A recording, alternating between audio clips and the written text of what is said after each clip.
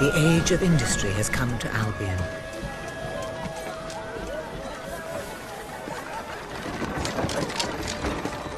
Though some call it the age of oppression.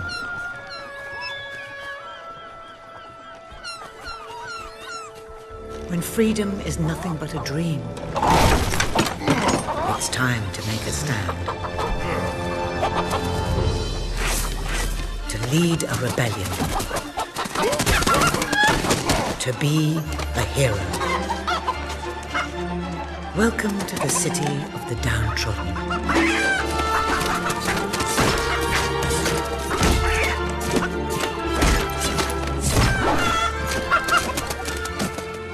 Where those who dare to speak out are punished. And those who dare to hope find nothing to hope for.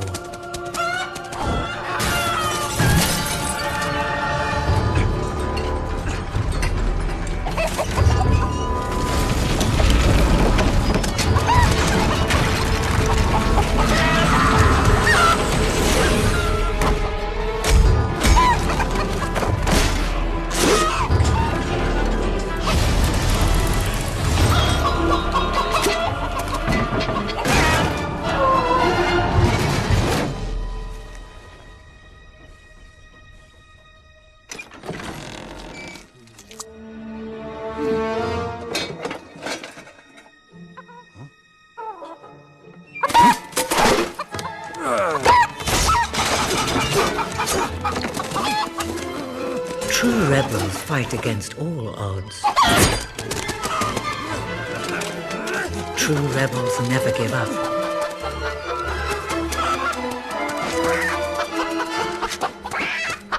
Yet they cannot triumph alone.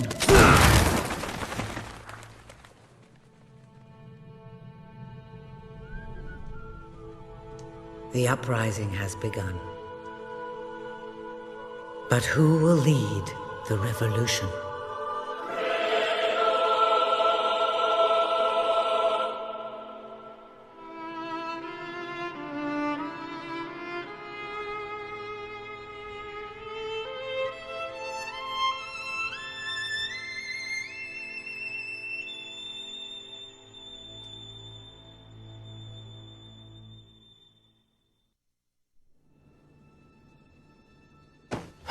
What a dreadfully sorry sight. Such a beautiful day to waste in bed, don't you agree? What? Oh, go away, Jasper. Now, that is hardly the response of a prince. I'm afraid it is time to rise. With your permission, I shall wake your sleeping companion. Ah, yes, one's heart soars before such regal bearing. I trust you both slept well. You have a busy day ahead. Come on, boy. If I have to get up, so do you. It's not going to work. Don't look at me like that. Oh, very well. Good dog. What a pair. The kingdom is doomed.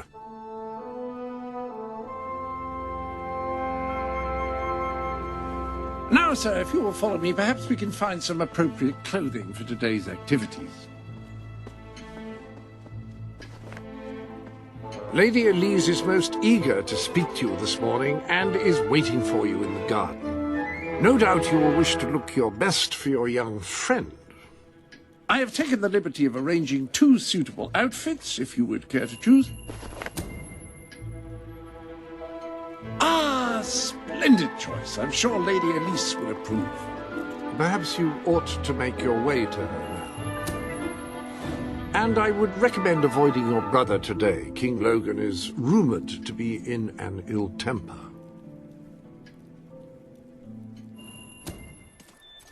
Oh, brave knight. Have you come to protect me? You big softy. You'd be rubbish in a fight, wouldn't you? Wouldn't you? I'll protect you, my lady. I don't know. You don't look so tough either. Perhaps you can give me a demonstration of your abilities.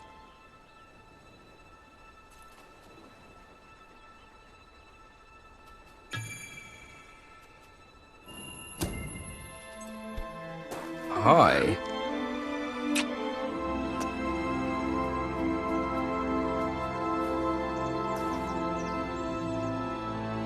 How's that?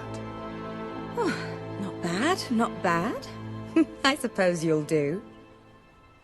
I thought you'd never get up. Did Jasper tell you I wanted to speak to you? Yes. Did something happen?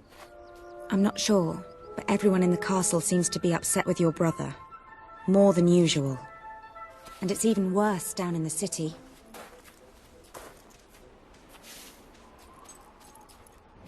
You hear such terrible stories. Listen, they say a factory worker was executed this morning. I'm sure it's only a rumor, but you can imagine how people are talking. The staff in the castle are anxious. I told them you'd speak to them. Will you do that?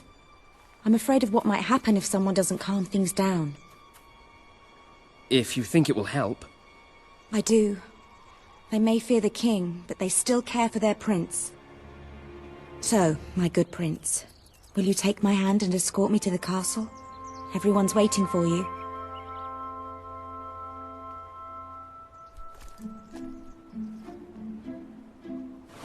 Good. Now let's go. I can't believe your brother could have had a worker executed. But sometimes I think, well, that there's something wrong with him.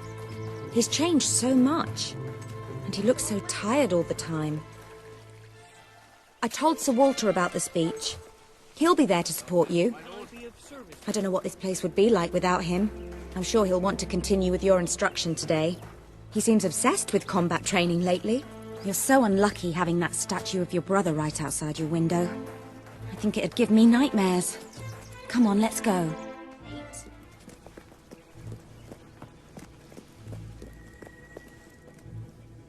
Welcome, Your Majesty. Such an honor to have you here today. The staff are convened to hear your words. Whenever you're ready.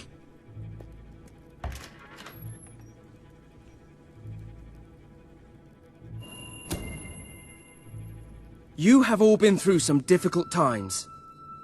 And the king has been too preoccupied to treat you as he should. But I ask you all to ignore any wild rumors you hear.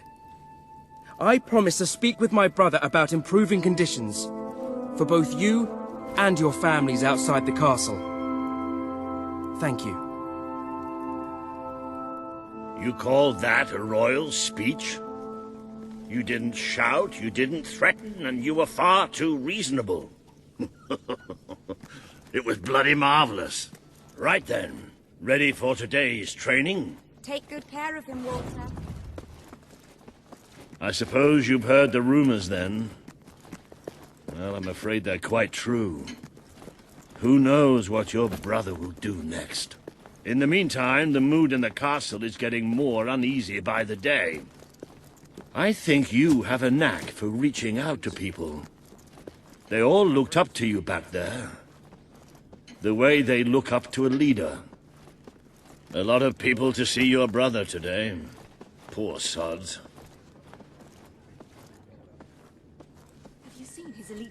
Sir Walter, what a stroke of luck.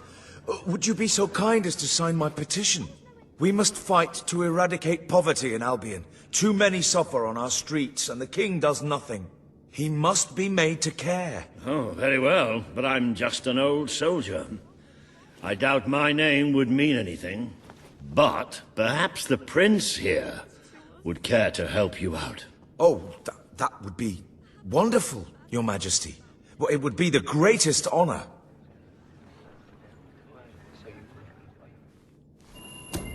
I'd be happy to sign. Thank you, my good prince. Your support will make all the difference, I'm certain of it.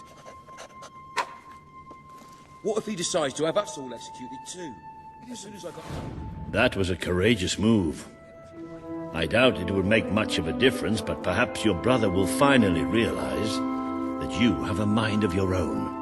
Let's see you put it to good use in the combat room. Come on! You have made good progress these past few weeks.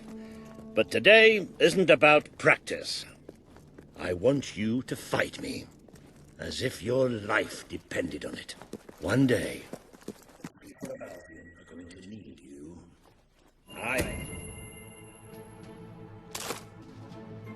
Fight! Stories I tell you when you were a child. Of your father, the great hero king. You'd never get tired of hearing those stories. And after each one, do you remember what you would say? Teach me how to be a hero! Every single time. I wish that was something an old soldier like me could teach you. But I've done my best. Now I need you to do your best. Strike me. What are you afraid of? Hit me.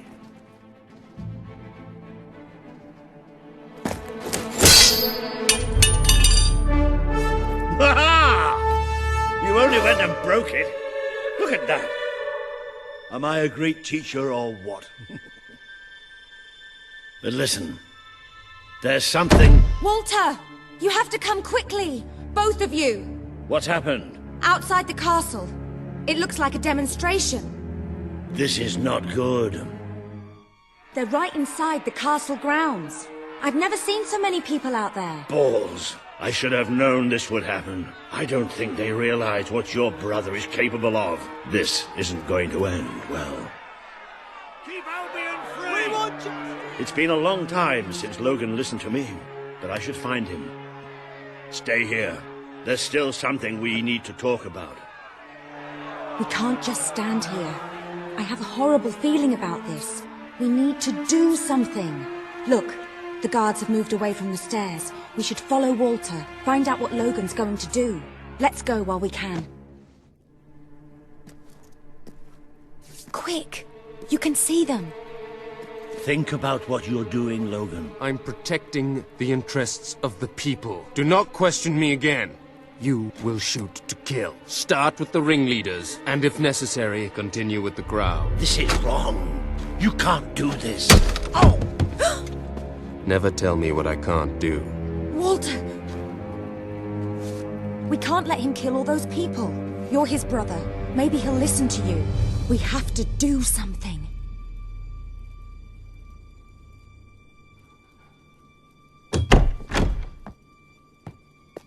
What are you doing here? The war room is no place for a child. Leave now. I'm here to stop you. You can't kill those people. No, wait. Enough! How dare you turn against me? Perhaps you believe you should be the one making these decisions. You really wish to defend those traitors? Then so be it. Let us see how you do. Take my brother and his friend to the throne room. We shall settle this matter officially.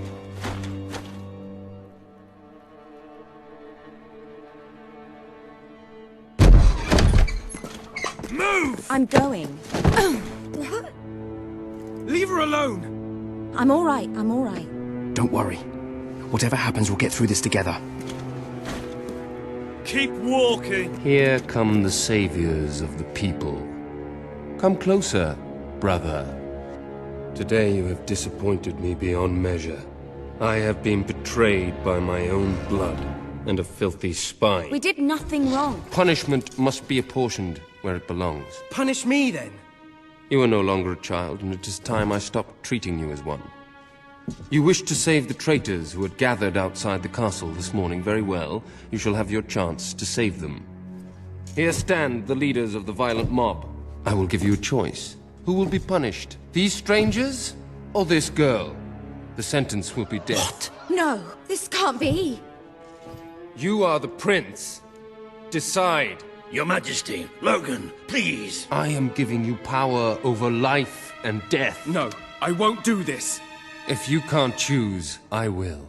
They will all be executed. So tell me, what are you willing to sacrifice to do the right thing? This is madness. We just can't. Choose me. You can't let them all die. Choose me.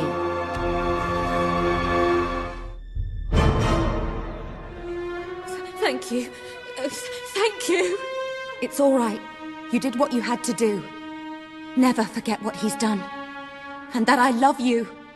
Take the girl away. Kill her now.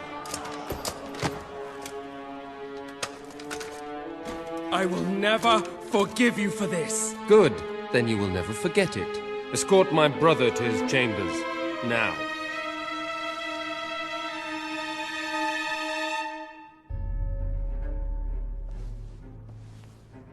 You mustn't blame yourself, sir. I don't think any of us realized just how far he'd fallen into madness. I have to do something.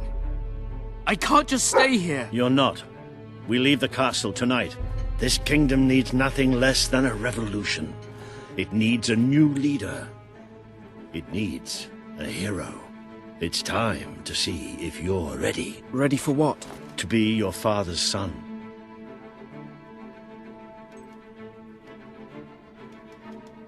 Very good. I will pack some essentials. There's no time. We take nothing. Not even pajamas. Come on. We must leave now. Don't worry, sir. I should have done something in the throne room. I should have stopped him. All you would have accomplished would have been your own death. Still, maybe I should have taken you away sooner. The night your father died, I promised him I would bring you here. When you were old enough and strong enough. This is your history. This is your legacy. The world has been too long without a hero, but I'm hoping that it will have one soon.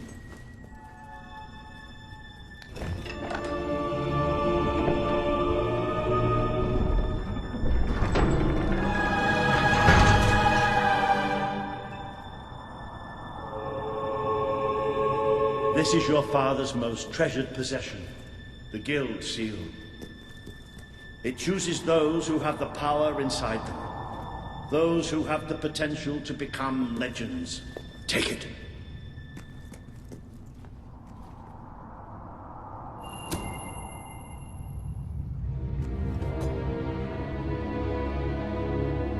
Is something supposed to happen?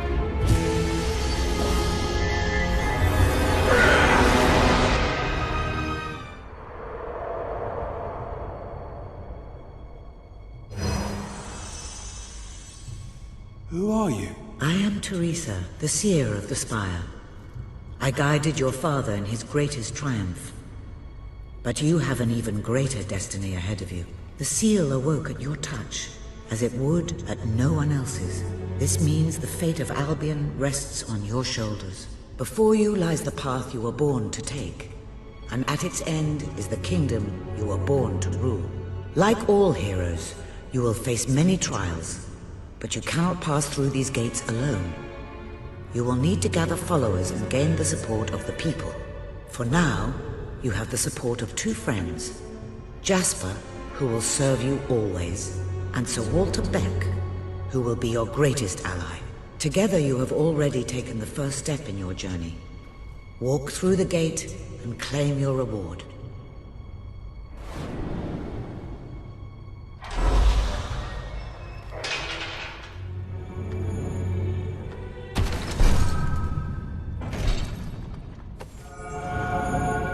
There is a great power inside you. You merely lack the means to unleash it. Take this. The gauntlet will channel the magic within you. Use it by the tomb in the mausoleum, and the way out of the castle will open for you. You will return here when you have gathered enough followers to reach the next gate. Now go. Walter and Jasper will follow wherever you lead. And one day, perhaps the rest of Albion will do so too.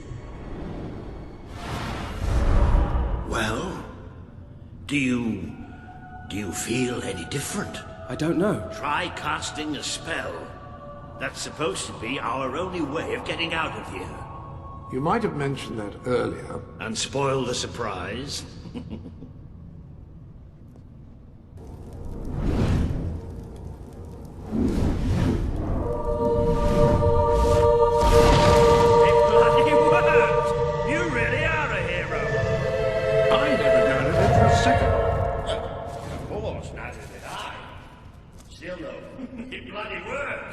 Somewhat narrow, isn't it?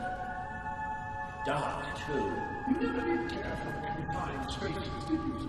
I never did care for being poked in the eye or having my head chopped off. What of it? Oh dear, I seem to have struck a nerve. How about if I strike a butler on the buns?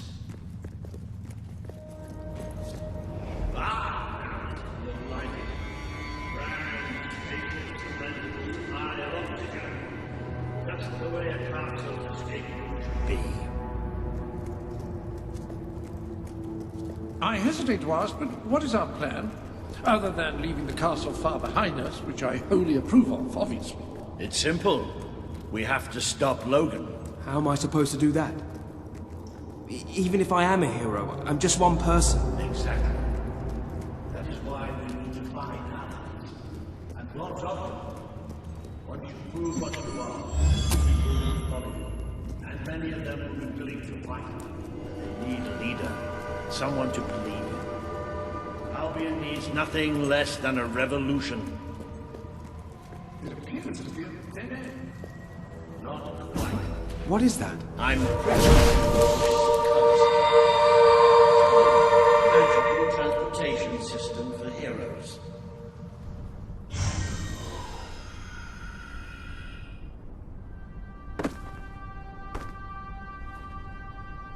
What is this place? You know, it must be.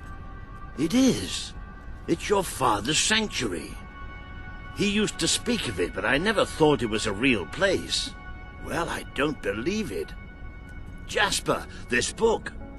There's a note with your name on it. Look. That's not possible. For Jasper? Well, I grant you it is possible, but it must be a coincidence. Oh, don't be a dolt. The old king must have left it here for you. What's it called? The Book of Heroes. How extraordinary. Does it tell us how to get out? This really is most remarkable. Everything that we could possibly want to know about heroes and this place is right here in these pages. This map functions as a traveling mechanism. Simply choose where you want to go and, well, it should take you there. Marvelous. Right. We can use that. We'll have plenty of time to explore this place later. Right now, we have a rather large task ahead of us. But I don't even know where to start. Our first stop will be the mountains of Mistpeak. There are people there who would make great allies. They won't offer their allegiance easily, but they despise Logan. And if anyone can persuade them, it's a hero. Very good. I will continue to become acquainted with this sanctuary. No doubt we will need to make full use of its facilities. Right, all right then. Find Mistpeak on the map and let's see if that book's telling us the truth. Now, that looks like the dweller camp in Mistpeak, just there. Select that as your destination, and you should be taken there, just like that.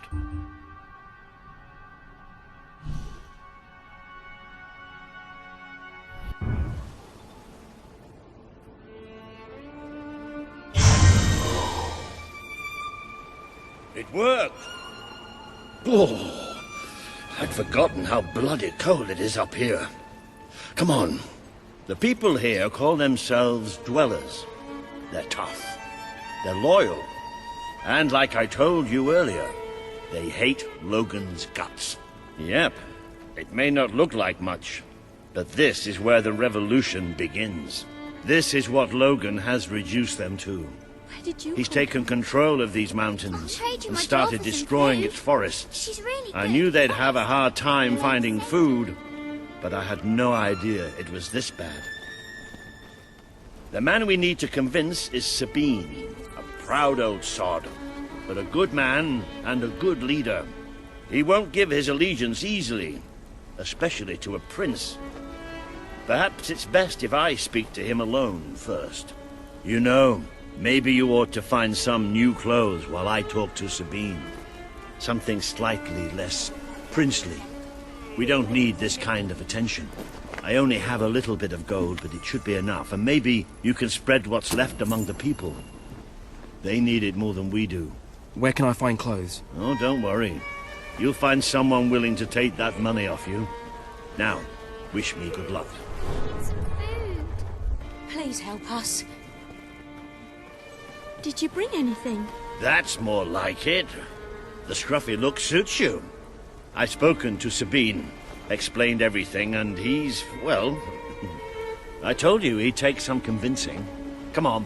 How much longer?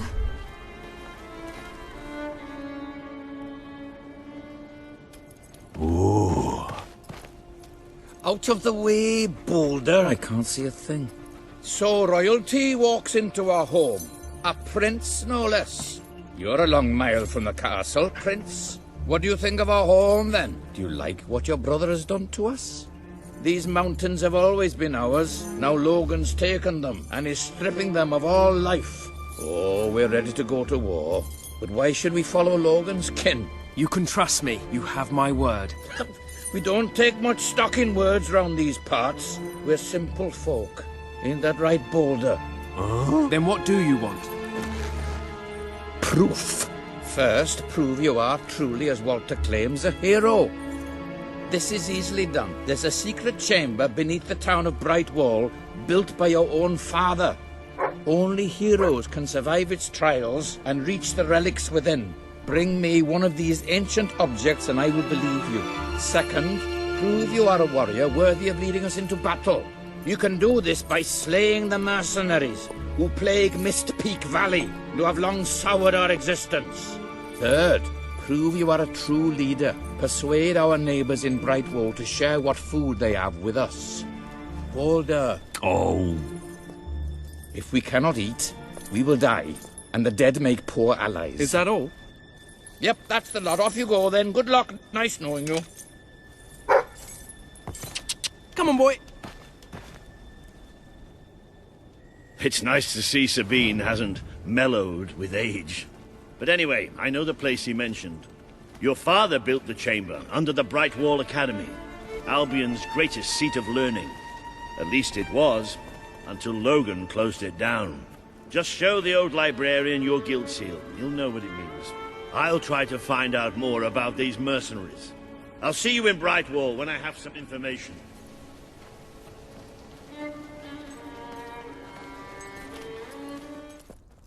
The library is closed by order of the king. We don't serve drinks, we don't sell chicken feed. Please leave before the soldiers suspect you of gaining any real knowledge. Oh, sweet papyrus!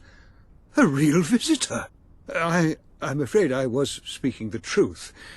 King Logan has closed the academy. I'm little more than a custodian these days.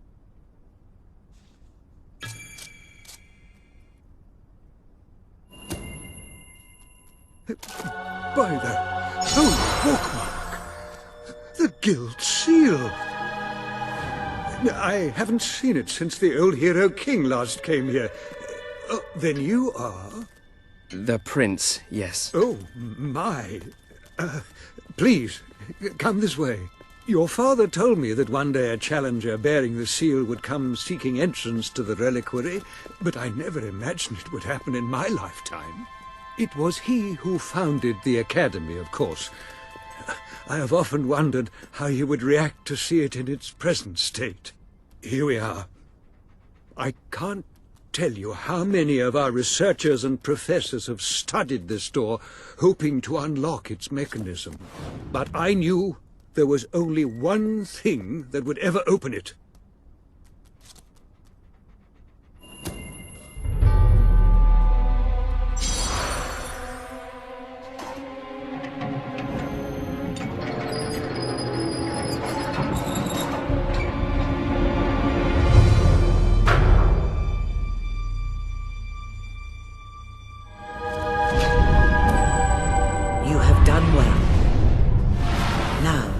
Step into the light.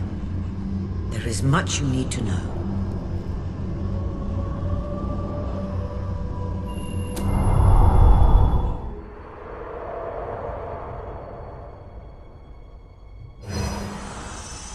Congratulations, hero. Touching the guild seal was an indication of what you could become. Reaching the music box has proven what you already are. No one but a hero could have done it. You have begun to learn what powers you possess, and there is still greater potential within you. But you have only taken the first step in your journey. Albion is crying out for a revolution, and for someone to lead it. Winning supporters to your cause will be hard. Leading them against Logan will be an even greater challenge, but it's one you must accomplish. I'll make him pay for what he did. This is not a matter of personal vengeance. As long as your brother sits on the throne, Albion is in great danger. Open the music box. It will show you the truth.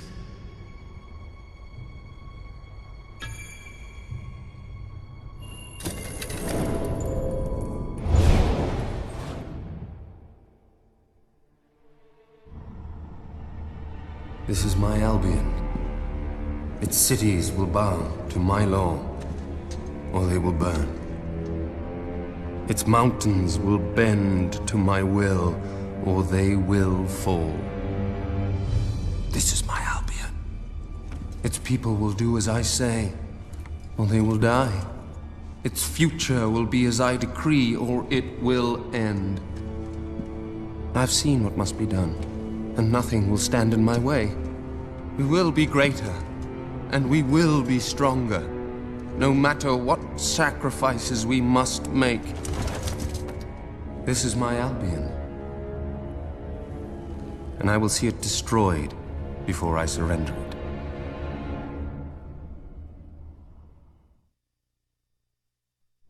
If any part of you still doubted the necessity of a revolution, you have your answer. The kingdom will face its own annihilation under your brother's rule. Now, do whatever you must to gain your first ally, for you cannot lead a rebellion without followers. Sabine is a good man, and his people are strong.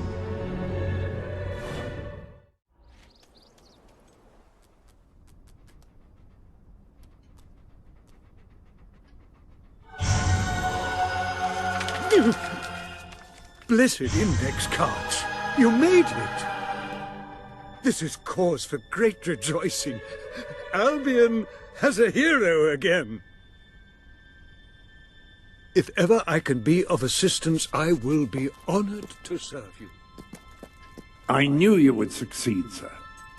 You now have proof positive of your heroic status. And I believe Walter has made some progress with the mercenary problem. He is waiting for you outside the local tavern. You'll be glad to know I have some information on the mercenaries Sabine mentioned. They're led by a man called Saker. He used to be a soldier, but always had more in common with bandits and cutthroats than the military. His men are holed up in a small fortress in the mountains, so it won't be easy to get in. But I have a plan. Come with me.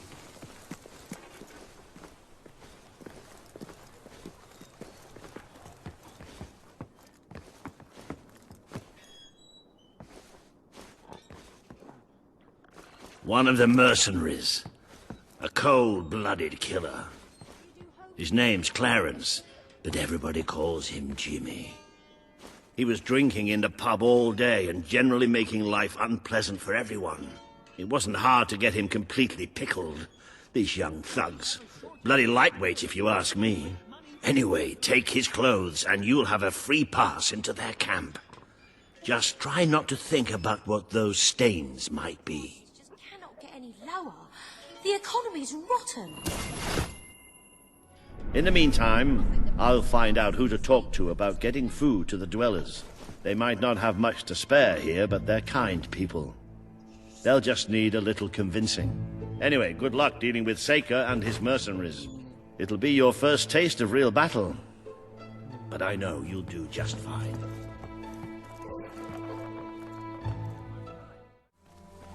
Hi, Jimmy. Back from killing some dwellers? Come on in.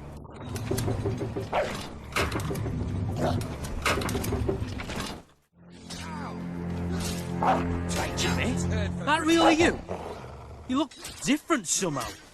Were your eyes always that colour? Nah, Jimmy's got periwinkle eyes like a beautiful summer morning sky. That's not him. It's not Jimmy! Hey, what you want done with your body? Leave him! He's mine! You've left quite a trail of bodies. You're not one of Sabine's dwellers, that's for damn sure. But you'll die like one.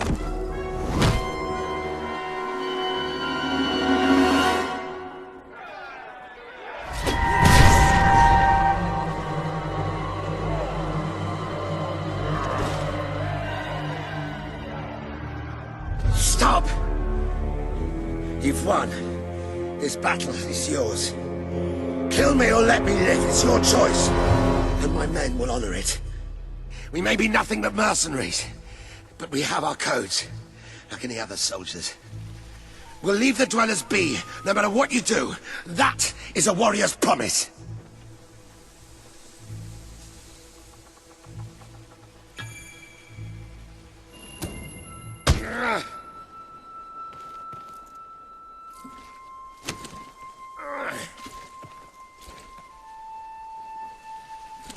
Thank you. I won't forget this. Let the stranger go!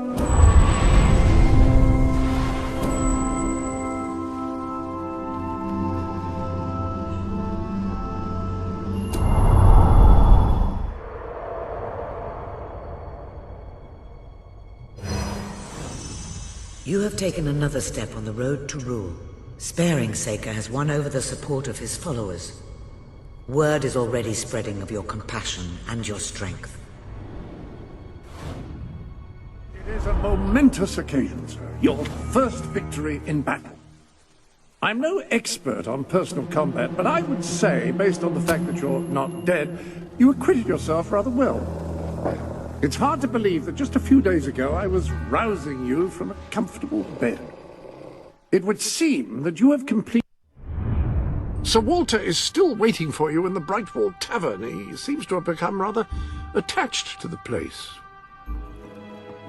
Ah, here he is. We were just talking about you. Indeed. We have made a toast to your stupendous feat in ridding Mistpeak of Saker and his men. They have been a source of great distress for some time. Nobody will be more pleased than Sabine. His dwellers might find some peace now. Of course. Nobody has suffered more than they. I've been telling Samuel here about the terrible situation they're in. He thinks he may be able to help. Yes, well, perhaps. I mean, of course. The thing is, as I was just explaining to Sir Walter, Brightwall has no overabundance of resources itself. The King's levies are rather steep, and we face shortages more often than is comfortable. But were you to improve things around Brightwall, the people would be most grateful. And when people are grateful, they're also charitable. I'm sure they would find it in their hearts to send aid to those poor people. There you have it. The way I see it. You will need all the followers you can get if you're going to lead a successful rebellion. What better time to start? I heartily agree with Sir Walter. As a leader. You, good sir, you who live... You will find the legendary lost play? Splendid!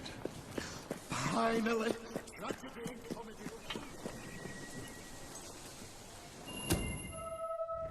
Don't pick it up!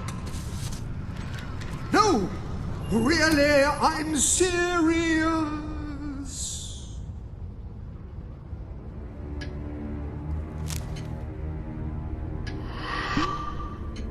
You lot just can't leave well enough alone, can you? Bloody literary tourists, bane of my afterlife.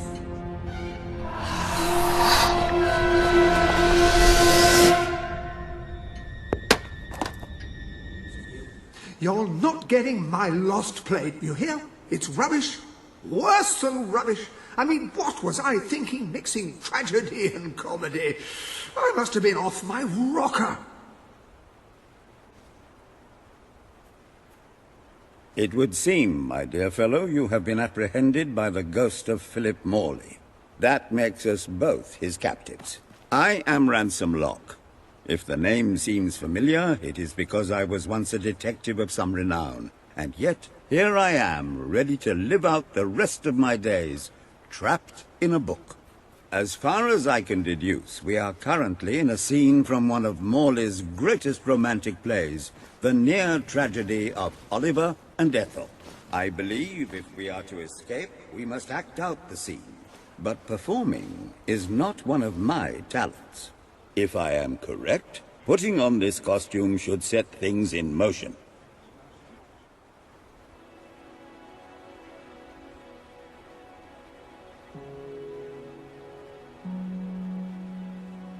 Oh, Ethel, my love, my life, my son. If thou wouldst but give me one sign, one gesture that would speak of your affections, then might I think this grey existence worth living. Ah, yes, a classic moment in the play. You are Ethel, the beautiful young daughter of a dung merchant. Show Oliver that you love him, and we may be able to leave this scene.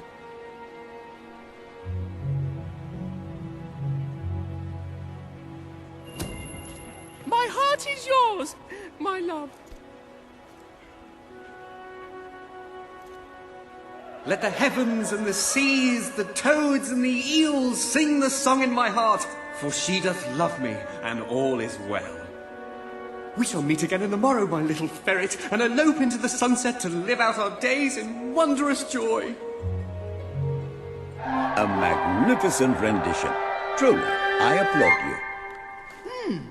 I see you are gifted with remarkable literary cunning, but can you really comprehend the depths of my work? That we shall see. Ah, yes.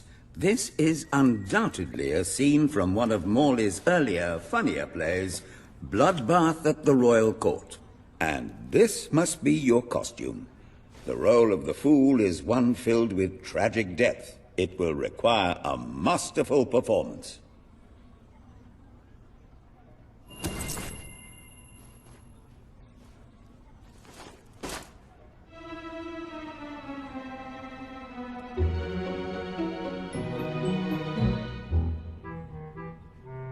What fresh insolence is this? Out of my throne, you impertinent buffoon!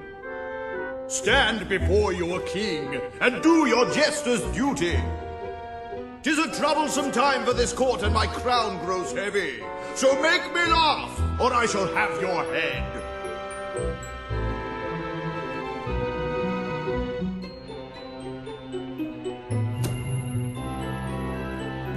You look so cute in that crown.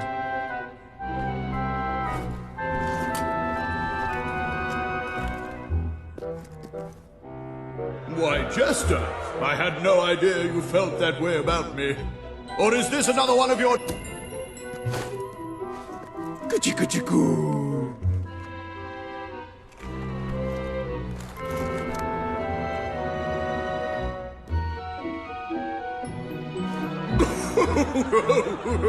Oh, stop, it's too funny. I believe I'm in the right mood now to meet with those foreign delegates. I think I shall only behead half of them, yes. I have never seen a more convincing fool. There is hope for us yet. You handle my royal dramas as well as you handle my romances. But will your versatility extend to the more subtle domains of theatre, I wonder? Oh dear.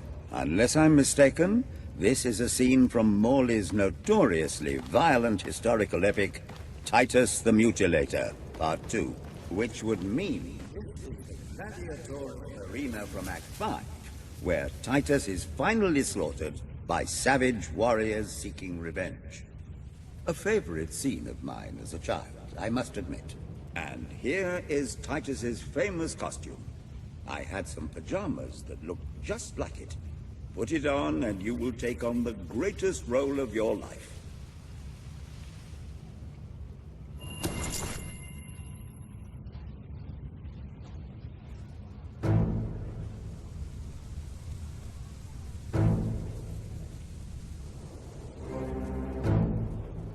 Titus, thy pox-membered body shall pay for thy monstrous villainy.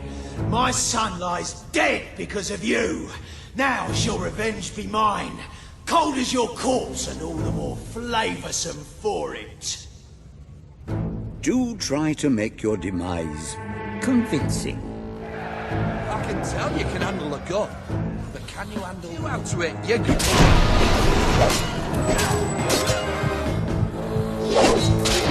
No, it's just a knockdown. More of my kin lie slain, and yet you live. You have breathed your last sulphur-scented breath, Titus.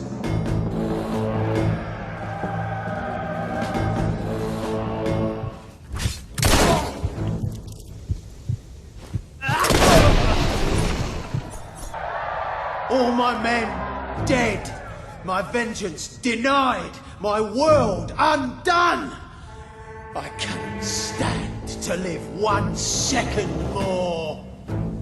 A tremendous performance. That's just the ending I wanted to see when I was a young boy attending the theatre every weekend. I wonder what scene will follow now. Oh, what scene could possibly follow such a masterful rendition of my work? And the way you improvised some of those roles, you brought new life to my words. I stand in awe. You have earned the prize no mortal has ever been honored with before. My missing play. I entrust it to you, for I know that you will do it justice. I call it the Ham Sandwich. A metaphorical title, of course.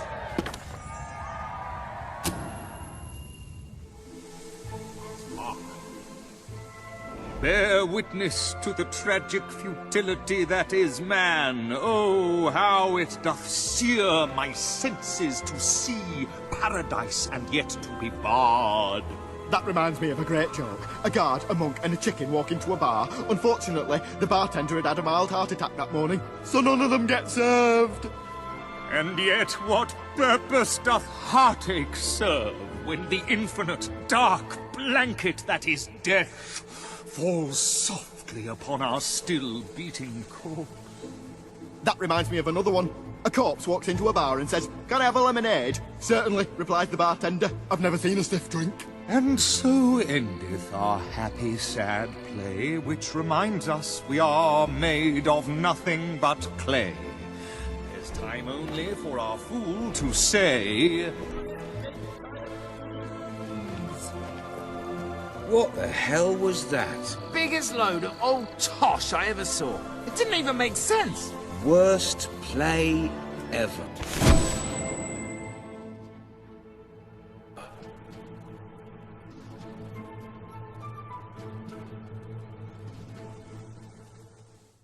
Please, you've got to help me. I'm so worried. It's my daughter, you see. I can't find her. The little scamp is always going off on her own, having adventures and whatnot. Always comes back after a while, though, but this time she's been missing for hours and hours. I'm frantic with worry. It's all her father's fault. He never stops talking about how there's gold to be found in the caves in Mist Peak Valley. I bet that's where she's gone. Please find her and bring her home, I beg you. Oh, thank you. Thank you so much. Please bring her back safe and sound as soon as you can. Help me! Help! There's so many of them, and they're so scary. Please take me back to Mummy. There's my mum! Mummy! Mummy!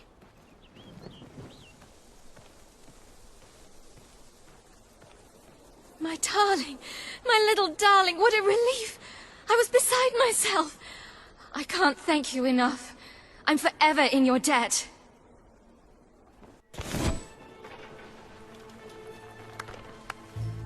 Esteemed citizens of Brightwall, today we demonstrate the generous nature of our fair town. For too long have our mountain neighbors suffered in silence, and now we extend a helping hand. But this effort would not have been possible without the courage and determination of one man, the son of the old hero king. From this day, we shall know you as the hero of Brightwall. Before you leave, we ask of you one favor. As we pledge ourselves to you, so we hope you will pledge to return Brightwall to its former glory and reopen the academy which your father founded.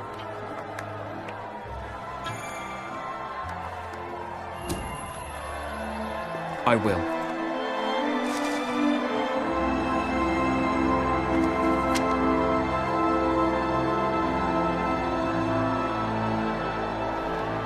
Very good, very good. I expected nothing less from you. These volunteers shall carry the supplies to the dweller camp. They may have them with our blessing. I hope you will return one day, not just as our hero, but as our king.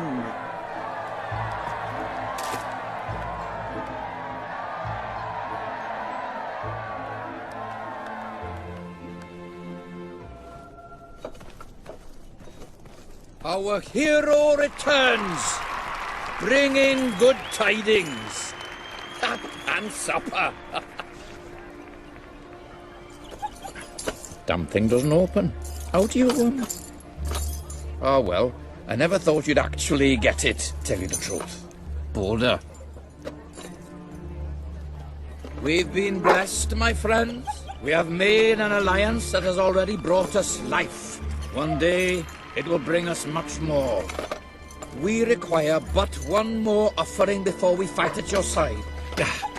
Boulder, promise to restore these mountains to their full glory and to protect our right to dwell in them, and promise you will bring nothing but the fiercest justice upon Logan's head. I promise. Then may we be carried into the castle by the dark storms of fury. You'll have to wait a little longer for that. It's still just us against a whole army. We need to recruit more people. I was afraid we'd come over all logical and sensible. Well, you have brought us a feast, and we are free to hunt again. We'll just keep on eating and drinking till you're good and ready. Right, Boulder? He couldn't be happier.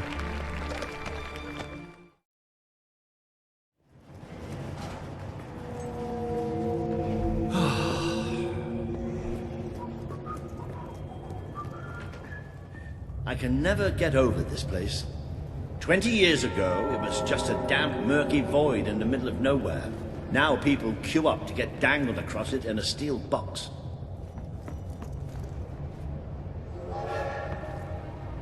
And here it comes.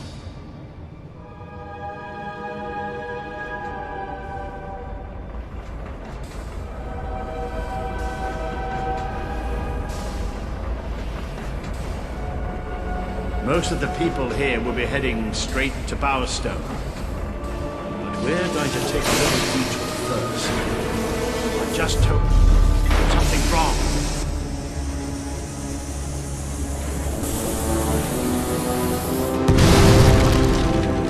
It's about to boom!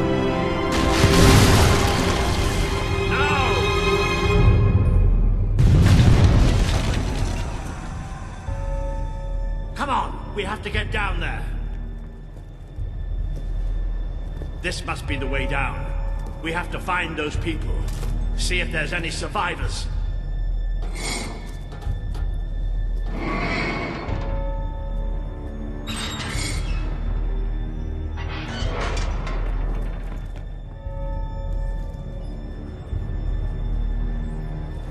Looks like the only way. All right. I can do this. Let's get down. I don't want to spend any more time in this box than I have to.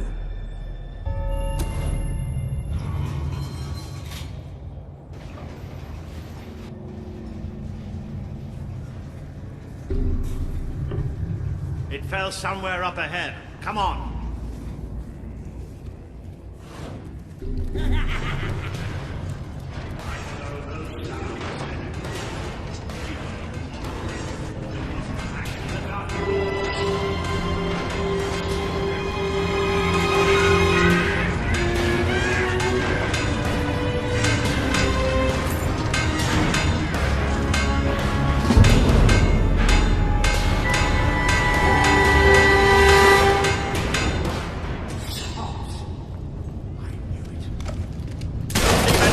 Bastards alive!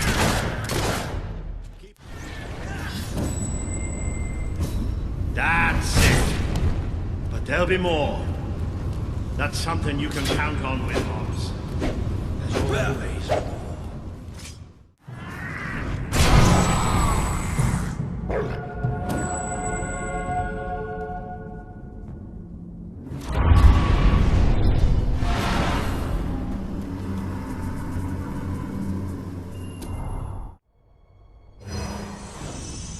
You have overcome an important test.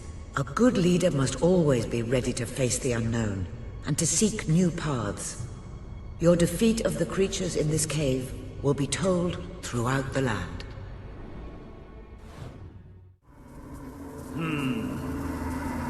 I don't think you're going to find a way round this time. But I've got some magic of my own. Watch and learn. Boom!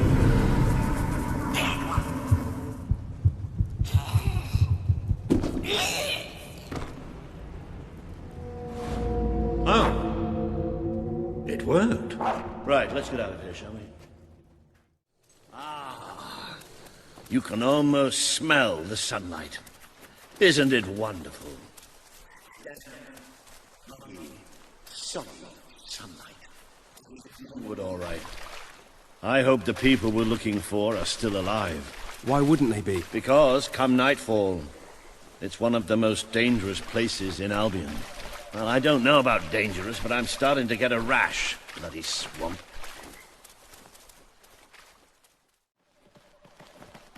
We made a good team back in that cave, didn't we?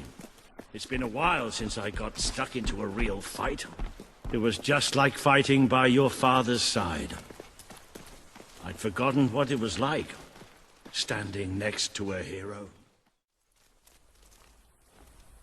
Cease your movement! Be you men or be you hollow men? Have you gone daft, boy? Open up the door. Walter? Is that you? The very same. Now, are you going to let us in or what? Right, yes, of course. Open the gate! Tell Major Swift Walter's here! Welcome, Sir Walter. Sir.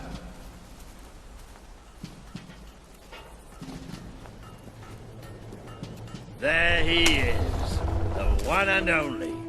Major Swift. Oh, Walter! What the blazes are you doing here?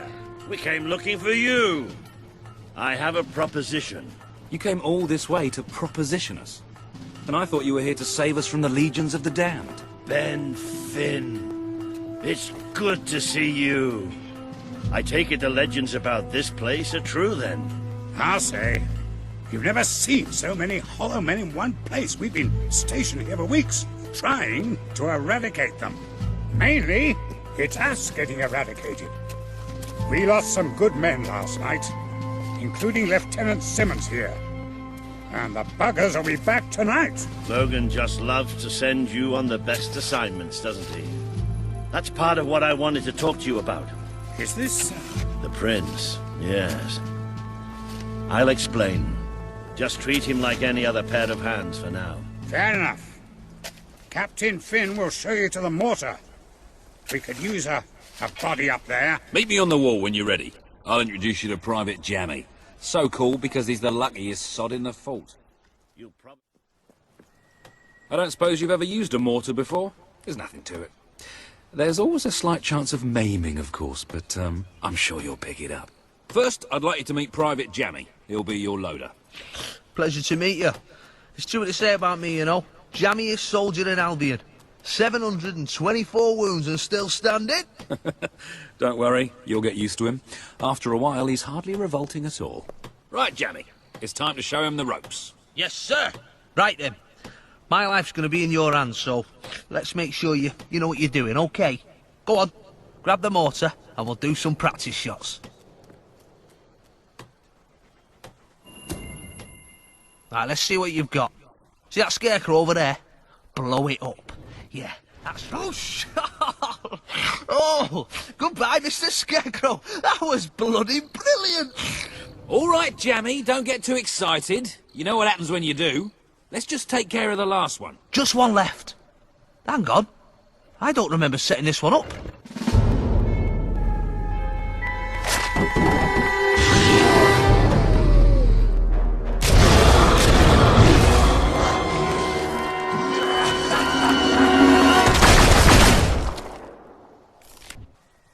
They're here. Start firing! They're at the rear gates! Take positions! All guns on the gate. We can't let them through.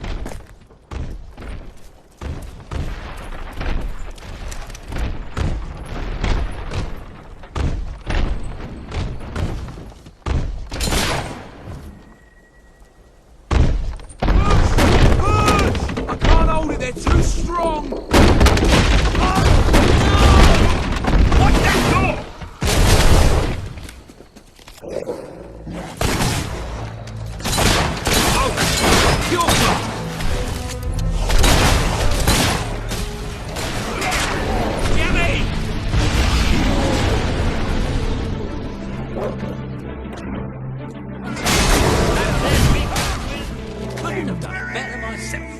All hail the prince! Now, who's right? Lieutenant Simmons, I specifically instructed you to remain buried. Oh, doesn't anyone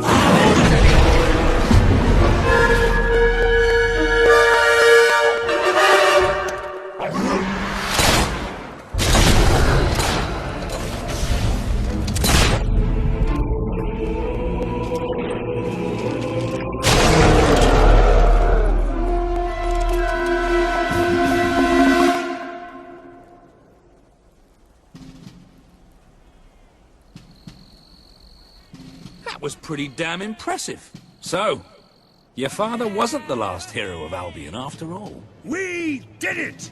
Oh, really? We did! Let the poets tell our epic tale. The Swift Brigade fought against impossible odds. They won. The end. Well, Sir Walter, you didn't do too bad for an old man. Neither did you, for a buffoon. Ah, that was just like old times, Walter. Just like old times. So, what do you say? Will you join us? With your help, we can put a stop to Logan's madness. Bring back the real Albion army. I swore to serve my king to the death. We all did. But this isn't the way it was meant to be. The old guard has been shoved aside, and these new soldiers Logan's been gathering, they don't care about this land or its people. Yeah, and I bet they get paid more. Walter has absolute faith in you. And after seeing you in action, so do I. All I ask is that you make a soldier's oath. Let your armies protect the people instead of oppressing them. Bring honor back to this uniform. Yeah, and don't forget the pay rise. Shut up, Ben. I promise.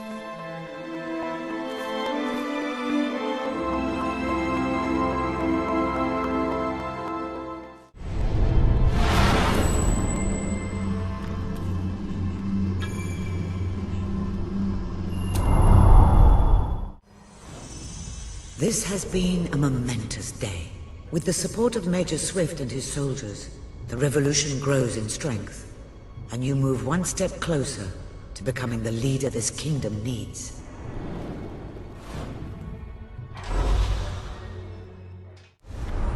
Then it's settled. We're heading back to Bowerstone now. There are some people there I'm hoping will join us. We'll send for you when we're ready. Then I shall bid you good luck and farewell and all that. And just try not to get the rest of these lads killed, will you? We're gonna need you all. You always know what to say to keep morale up, Wally. Now get out of here. Farewell, my friends. Come on, you did good today. But we're just getting warmed up.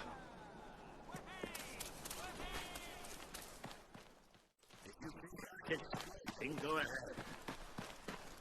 You're at the sewers to Bowerstone. You can't miss them.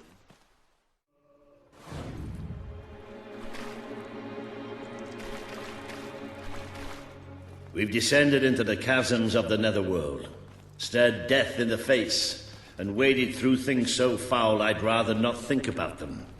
But this is where it is. And buried somewhere beneath it all are the people Logan has left behind. I wonder what's going on up there. Let's see, shall we?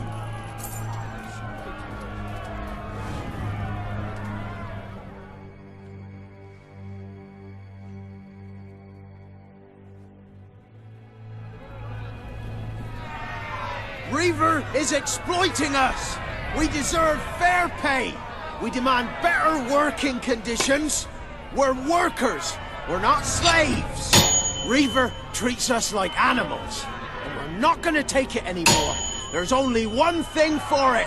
We have to stand up to Reaver! But lying down is so much easier than standing up.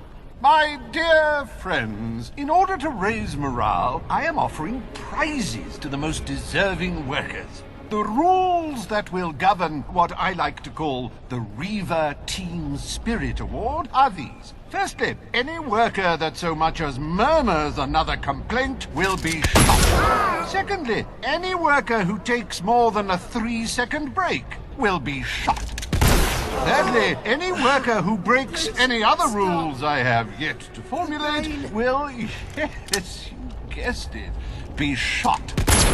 You may return to work now. As you know, I'm a generous man and likely to start handing out prizes right away. So go on, shoo!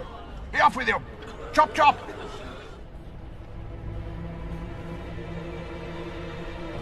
That's why we're here. That's why Albion needs you. Your brother must have been out of his mind when he handed control of Industrial. You should go on. It's time you met the Bowerstone Resistance. I really love how much time we're spending in caves and sewers these days. No, really. I should warn you. I don't know what kind of reception we'll get. I know their leader well enough, but it was never safe for me to come down and meet the rest of them. And they're not exactly the most trusting of people.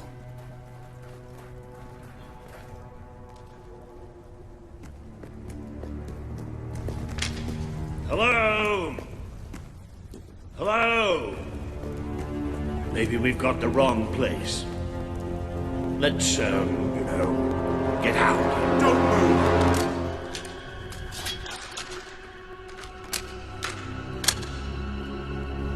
We won't move if you won't shoot. Deal? You'd better tell your friend that. It's all right. Just do as he says. Who are you? What are you doing here? I'm Walter, and this is, well, that really doesn't matter right now. We're here to speak with Paige. I say we shoot. Listen, we're on your side. Just hear us out. We don't make deals with spies. Shoot! Wait! Put your weapons down. I thought I gave the orders round here, kid. Sorry, Paige. Got a bit carried away. Walter, glad you're all right. And I'm glad you came in when you did. I wasn't exactly expecting you. Let's talk somewhere a bit more private.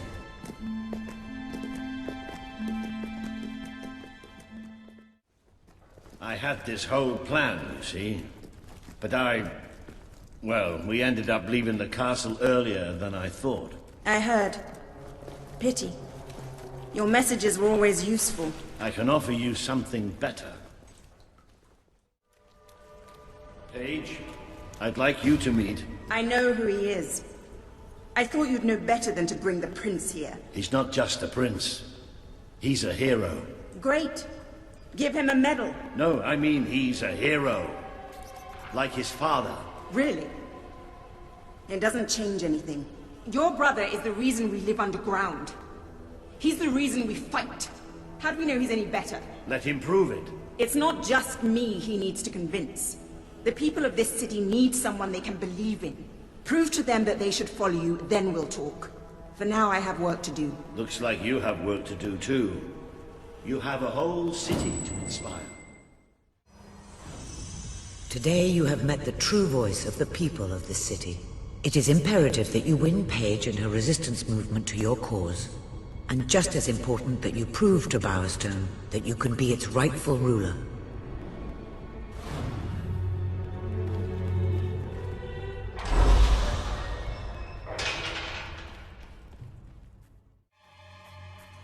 I'm very sorry, but I'm afraid you'll have to go somewhere else tonight. Somewhere else? And where would that be exactly? Every other place being closed down. And I'll freeze to death on the streets. And that's if Logan's goons don't bash my skull in first. But you think you're the only one who has problems? I'm sorry. I'm just, Look, I wish I could help you, but I can't. Might as well go. I hope you're not looking for somewhere to stay, because this place is about to close. For good. I have no choice. I have to sell the building to pay the ransom. It's the only way to get my fiancée back. I tried to work up the courage to rescue her. Damn that ferret and his gang! They've got everyone living in fear, even me.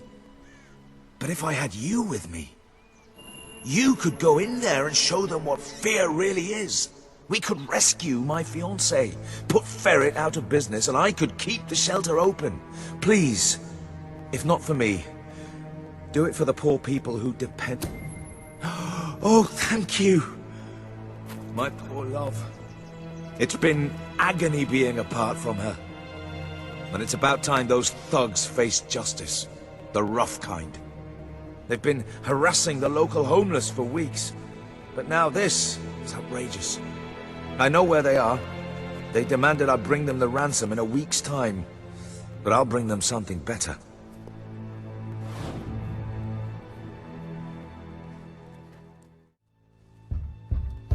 Laszlo, you just cost me a bit of gold, mate. I bet old Harry'd take you the full week to get the money. You're an industrious one, ain't you?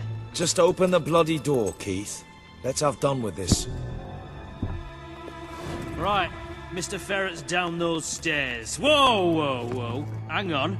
Who's your friend? In your parlance, he's the bagman. And that gold doesn't leave his hands until my fiancée's walked out of your fetid little den. All right, no need to get all uppity. You just watch yourself around, Mr. Ferret, or things will get very bad.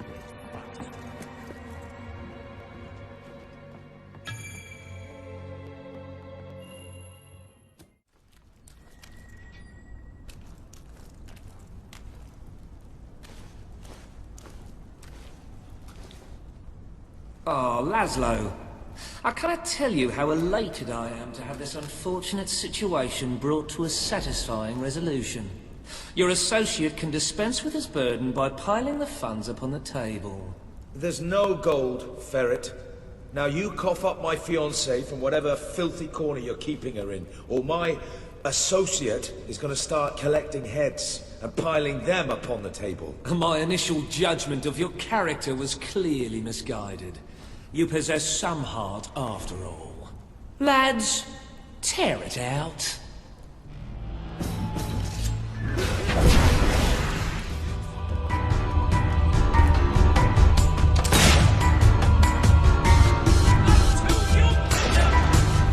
Your men are dead, Ferret. Unless you want to join them, let us in. It's open! You brought this on yourself. Only Ferret. time will tell, and this troubling debate has only just begun.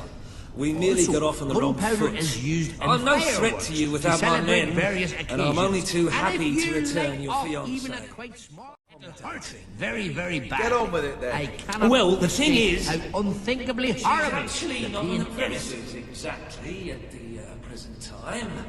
She's incarcerated within a nearby facility, shall we say. That access hatch will provide you with, well, access. The sewer? You fellas are a sophisticated lot. Please, go and get her. I'll keep an eye on Ferret. I really did mischaracterize you. Yeah? Well, I live in a bad neighborhood. I wonder who's fault that.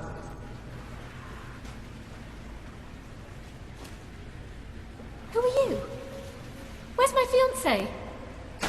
He sent me to rescue you. Oh, are you qualified? I'm not sure I should just follow some complete stranger. We made it. Look, before we go back to Laszlo, I just want to say, you were amazing. I mean, you are amazing. I used to use the word when I was telling my friends about Laszlo. But next to you, he looks a bit boring now, doesn't he? Do I really want to spend my life with a man like that? What do you think?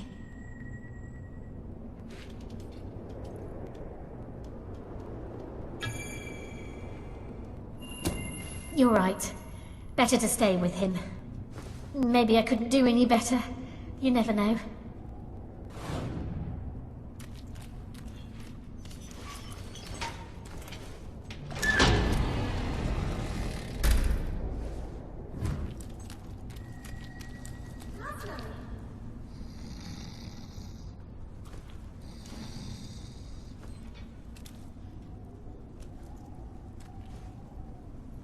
Geraldine.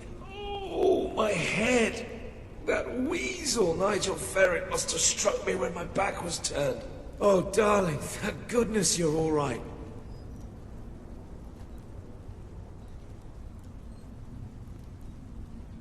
Thank you so much. You saved the most important person in my life. I'm forever in your debt.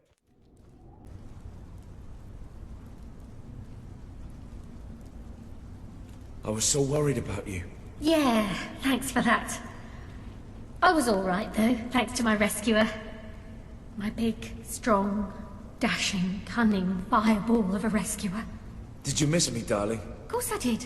Sure. Never gave any thought to anything except being back by your side. Oh, come here.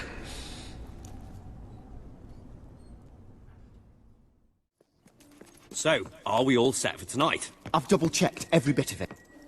I don't believe it! You're a hero! I mean, you're a real hero! That's just what we need! Salutations! We are 3 Magi of...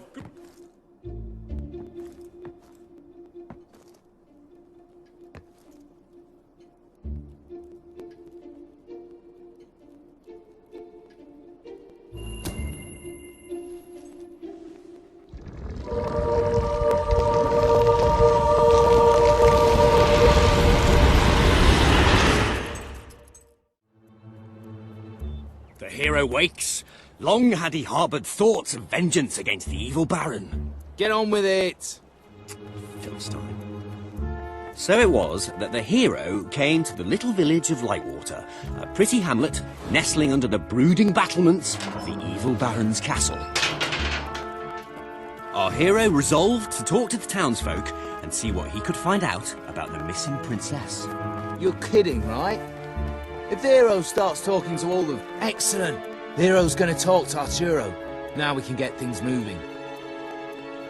Greetings, stranger. I can see from your good looks and heroic demeanour that you must be on a quest to rescue the princess. I saw her yesterday, carried off by the Baron's evil servants, a troop of hobs. They took her through this gate to the castle on the hill. What, that's it?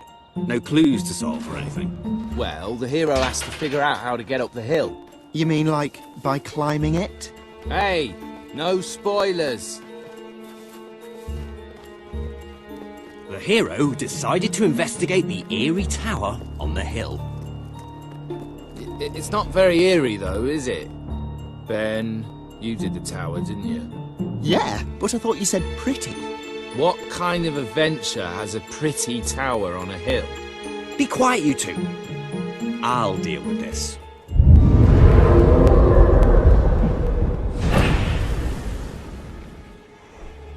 Ah, now you're talking. So the hero slew the last of the wolves, which had proven to be a mighty challenge, and far more exciting than rabbits. Yeah, bit predictable, though. The novelty of the rabbits wears off a bit when you realise you can't fight them, though, doesn't it? Does everything have to be about fighting? Yeah. Story is conflict. Ideally, with not too much story getting in the way.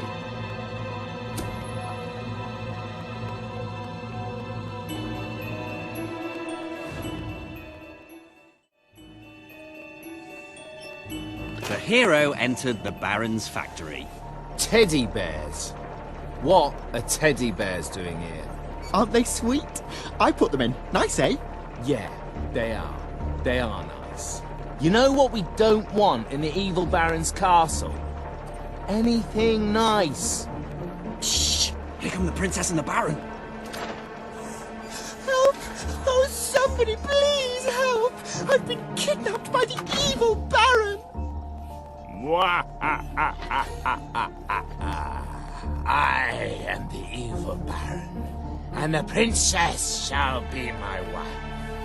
And all these bears will, well, they'll do evil stuff, for they are evil teddy bears. I shall never marry you! Oh, she's spirited like that.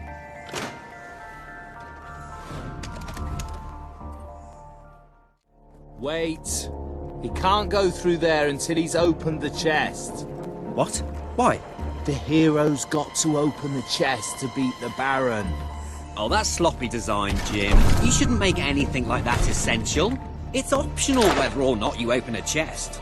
A wise old man suddenly appeared before the hero. Riddle me ree, cried the old man. Oh no, not one of your puzzles. They're far too hard. Just let him open the chest. If all trimps are trumps, and all trumps are trumps, then all trimps are definitely trumps. True or false? Actually, that's rather easy. Oh, just give him the sword! Hello, I've just learned yet another remarkable tidbit from the Book of Heroes.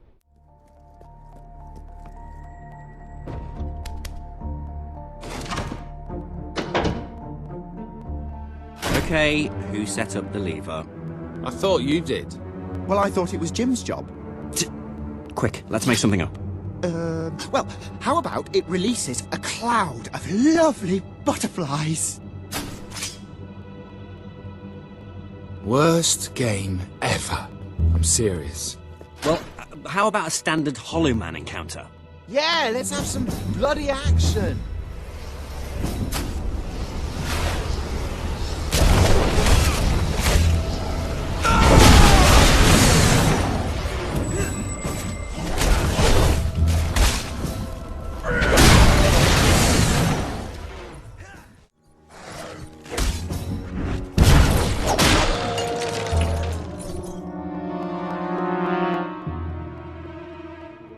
Hollow men vanquished, the hero ventured on.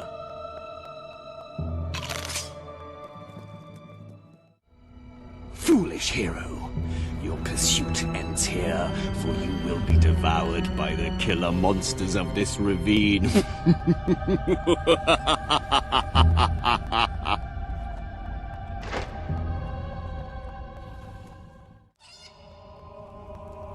And the killer monsters are...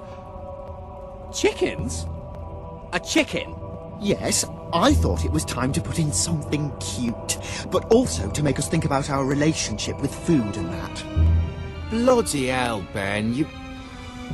Wait, let me fix it. There. This is no ordinary chicken. It's a fire-breathing demon chicken.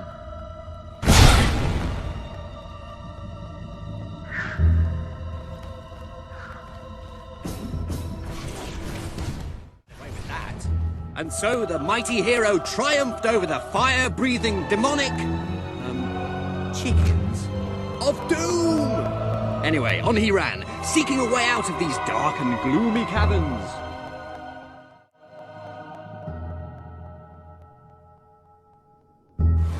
The hero emerged into the light to find the evil Baron at bay.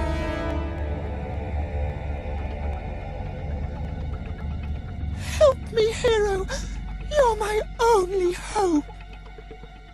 I, the Baron, shall tolerate your meddling no longer.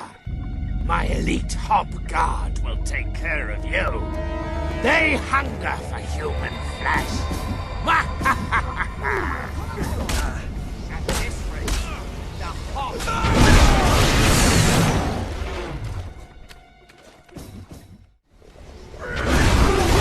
Baron's elite guards lay at the hero's feet. Nothing now stood between him and the evil Baron. I challenge you to personal combat, hero. But know that I am immune to all weapons save one. A magic sword. That is the bane of my existence. Which there is no way you could possibly have.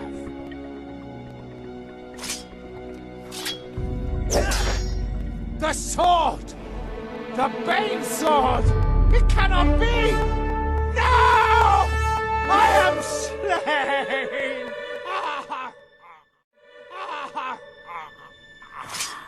What kind of rubbish game lets you kill the villain in one blow? Well, you gave the hero that Baron's Bane sword. Yeah, but it wasn't supposed to be so easy to get. Oh, give it a rest, will you, please? Come on, back to the game. Hero, thank you for saving me. How can I ever repay you? I can think of something. Yeah, the hero kisses the princess. But only because she wants him to, being a strong, self-confident woman who chooses her own destiny.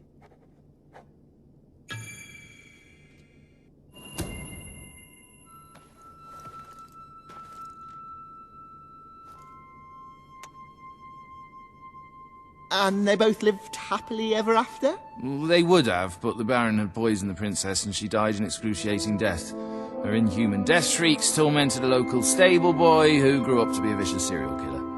And cannibal. You're sick, Jim. Why do you always want to kill everything? Why can't we just have a happy ending? That is a happy ending. I'm with Ben. They both lived happily ever after, and there was little to no cannibalism. Oh, great. Yeah, I've never seen that before.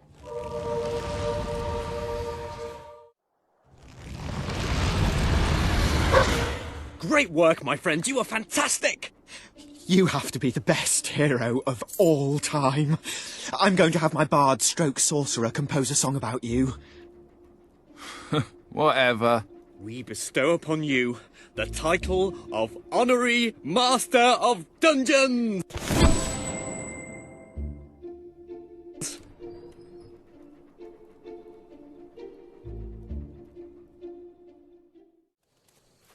You said this cemetery would be loads of fun, and now it's obvious you were talking bollocks.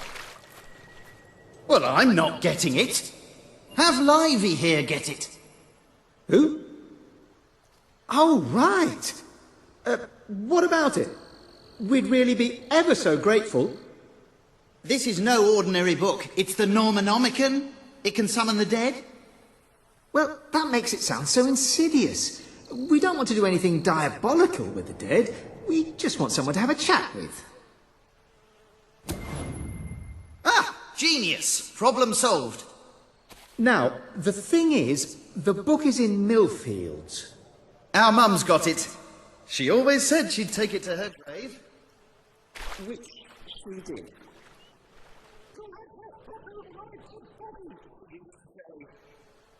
Which was eerily present. So what you have to do is pick it up.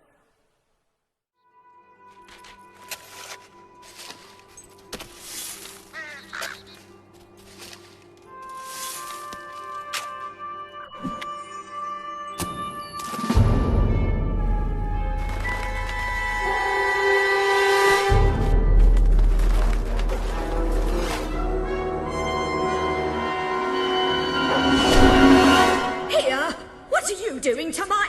Oh no, the book!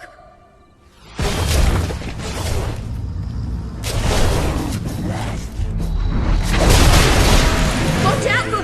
Oh, nicely done.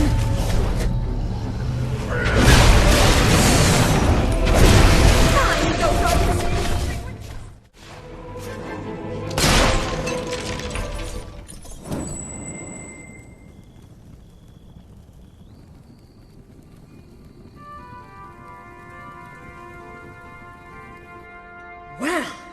I haven't seen that kind of fighting since that hero rescued my son so many years ago. Twice. Perhaps you should keep that book.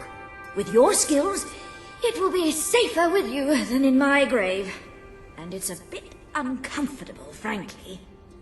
Well, I suppose I'll get back in then. If you see my sons, tell them they'd better be back here by supper if they know what's good for them. What should we do? Be bold. We'll just open to a What if the page we open to is just the continuation of the previous page? All right, if that happens, we'll flip back until we find the beginning of the section, but we'll do it boldly. Did you find the book in Mum's grave? Which was early, and which we drove her to. We've got it! Now, let's see what's in here. Ghost pantry. Must be where the snacks are kept. Ghost pants. That sounds interesting. Yeah, maybe a bit too interesting, at least to start with. What else? Ghost party. Brilliant. Right, let's have that then. Now then. Necrus, Risius, Cordroy.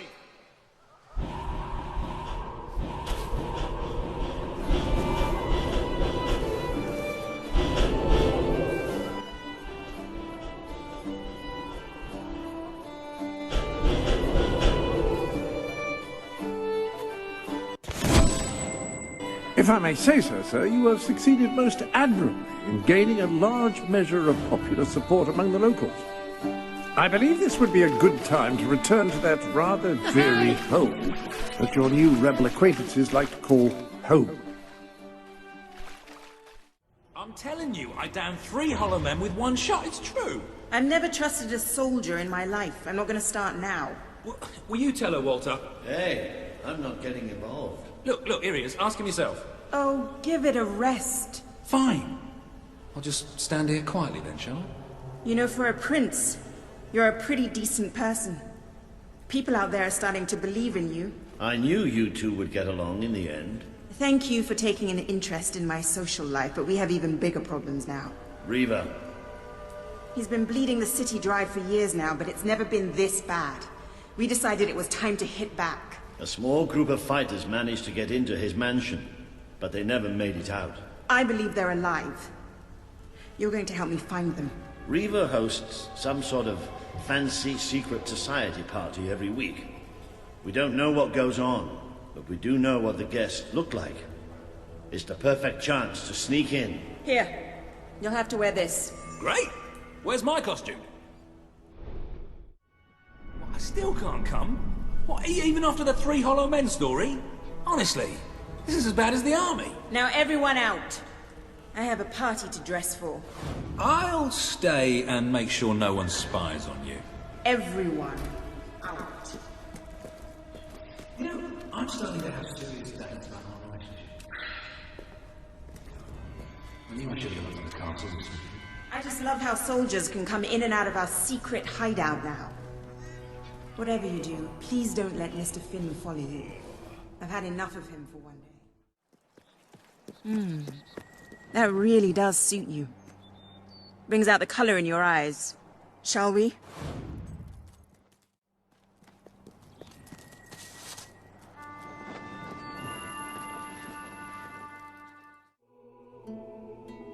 Bit late, aren't you? You've missed half the rituals and all the drinking. All we've got left is fizzy pop. We apologize. Oh, yeah? Well, just give me the password and we'll forget all about it, all right? The password? No, I'm just pulling your leg. Come on in. Master Reeve will be happy to have a few more conscious people around for the final ceremony. I wasn't kidding about the fizzy pop, though. These lightweights drank the lot. There's probably some cooking sherry left in the kitchen if you're desperate. Nah, don't blame you. Never touched the stuff myself, well, except in the mornings. I can sort you out a nice orgy later on, should the mood take you. What do you say? Just keep walking, you strange little man. Of course, you'll have to pardon me, miss. I do have a habit of spouting the odd vulgarity. Master Reaver has often brought out his whip to rectify that very flaw in my character. Out you go. It's just this way. Oh, you'll have such fun. Not drinks and orgies fun, you know, but it'll be a real laugh, I'm sure. Now, there are some ground rules. Master Reaver insists that nobody carries weapons into the ballroom. There have been some accidents. I'm afraid I need to keep mine. I'm here to find some friends. Oh, you're the brave, noble rebels. Why didn't you say so? I'm an oppressed proletarian myself, you know. We're practically comrades. If you just go through these doors, you can sneak past the party and rescue your fellow revolutionaries.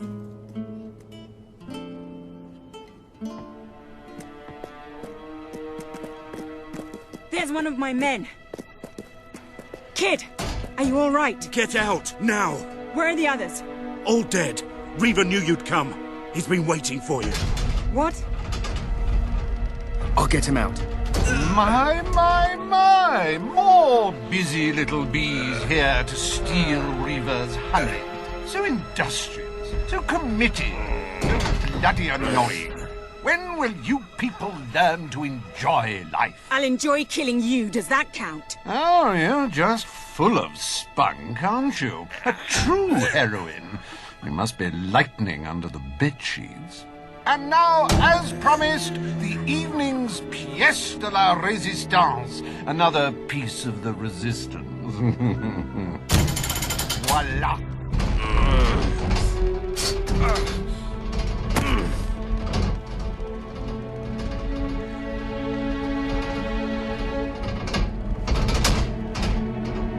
try to put on a good show for my guests, won't you? Show? You expect us to entertain you? But of course. It's just a game, my little sweet. The Wheel of Misfortune. It's rather simple. I spin, you die, we watch. Really, it's a riot.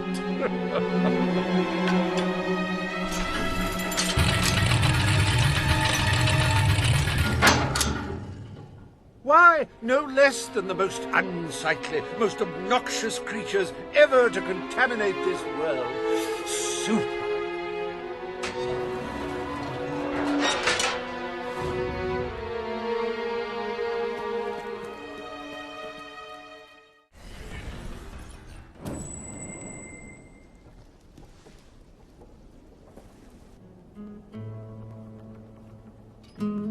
One almost feels sorry for those repugnant beasts. Then one shrugs and waits for the next piece of carnage. Reaver's worse than I thought. What kind of mind dreams up something like this?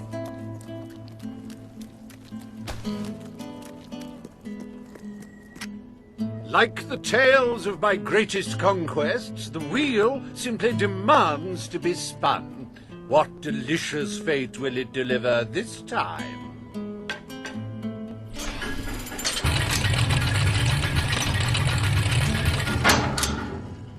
Ah, it's just not a real party without the elegant shuffles of these gentlemen, so hallowed and yet so hollow. Come on. The sooner we make our way to this.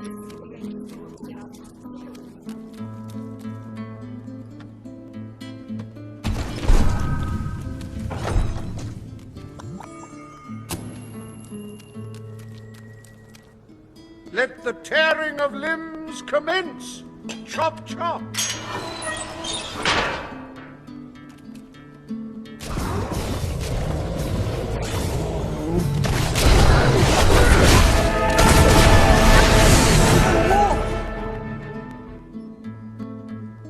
What a heartbreaking performance! The poetry of life and death was unmistakable.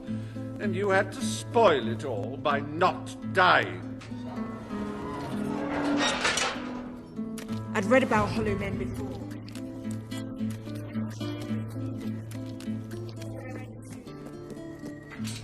Oh, wheel, let your exquisite circumference regale us with violent thrills.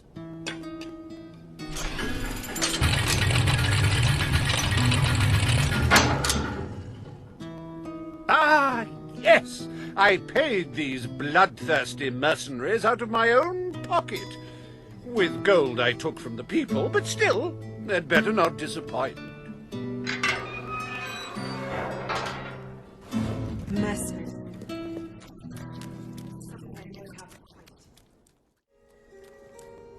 Their literacy may be lacking, but they do have a way with swords. Away we go!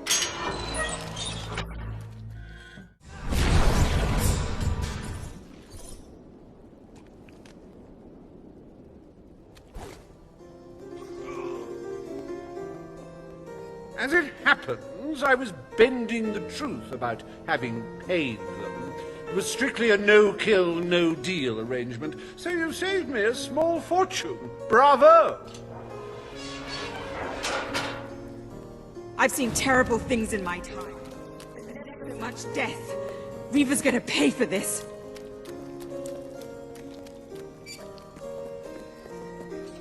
Enough games, Reaver! Oh, but they're such fun, and my guests do so enjoy fun.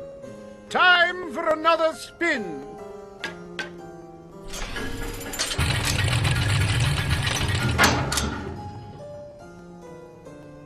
Oh, now, this is a very special round. Wait till you see what treasures I have in store for you next.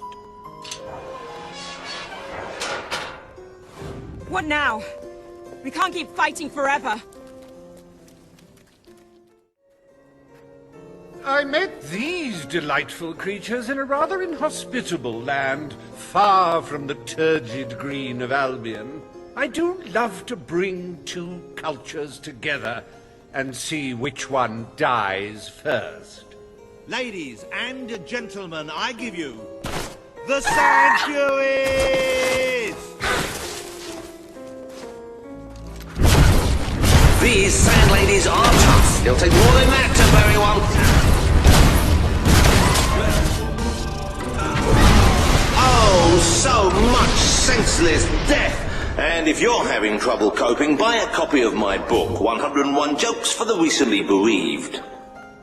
Wasn't that utterly enthralling? Of course, you should be ashamed of yourselves, treating foreign visitors in such an unsociable manner. Oh, well. I've really had enough of this.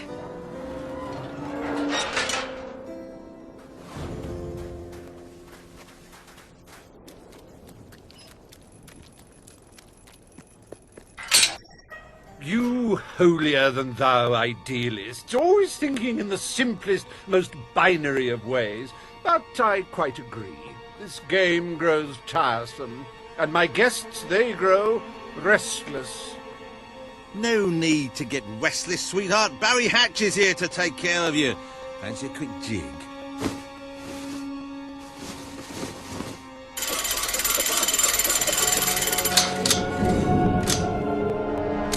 You're a rough one, ain't you? But I like that in a woman. You're just... What? Wait, hey, Reaver! Help! No! Oh, dear. Brooch have any idea how hard it is to find good staff? Still, one might as well enjoy the show. What's the use of a secret society without a little secret, after all?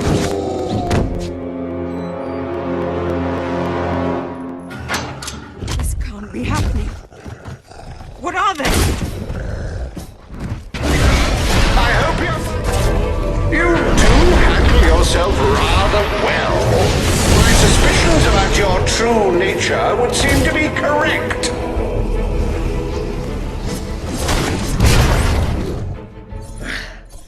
This is the last party I take you... Well, I must say you've made me out to be a somewhat poor host. Rather rude of you to dispose of all my guests. Now it's your turn, Reaver.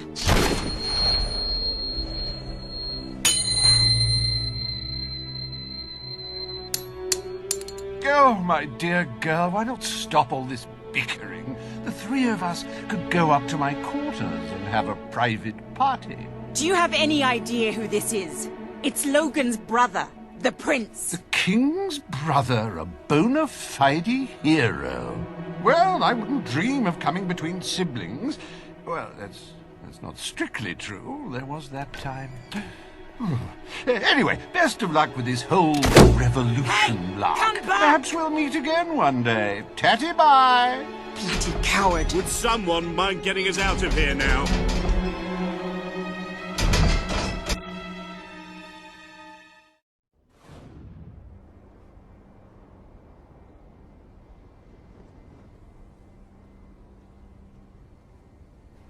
I never thought I'd side with royal blood. But you're nothing like your brother. The Bowerstone Resistance will follow you without question. So long as you promise to change things when you take the throne. Poverty, children forced to work, people living in fear. You have to make it stop.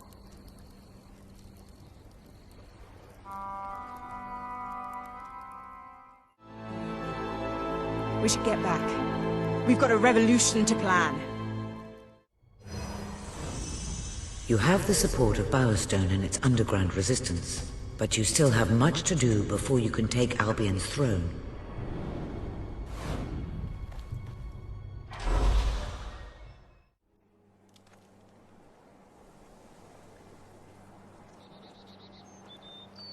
Each will commence shortly. What's going on?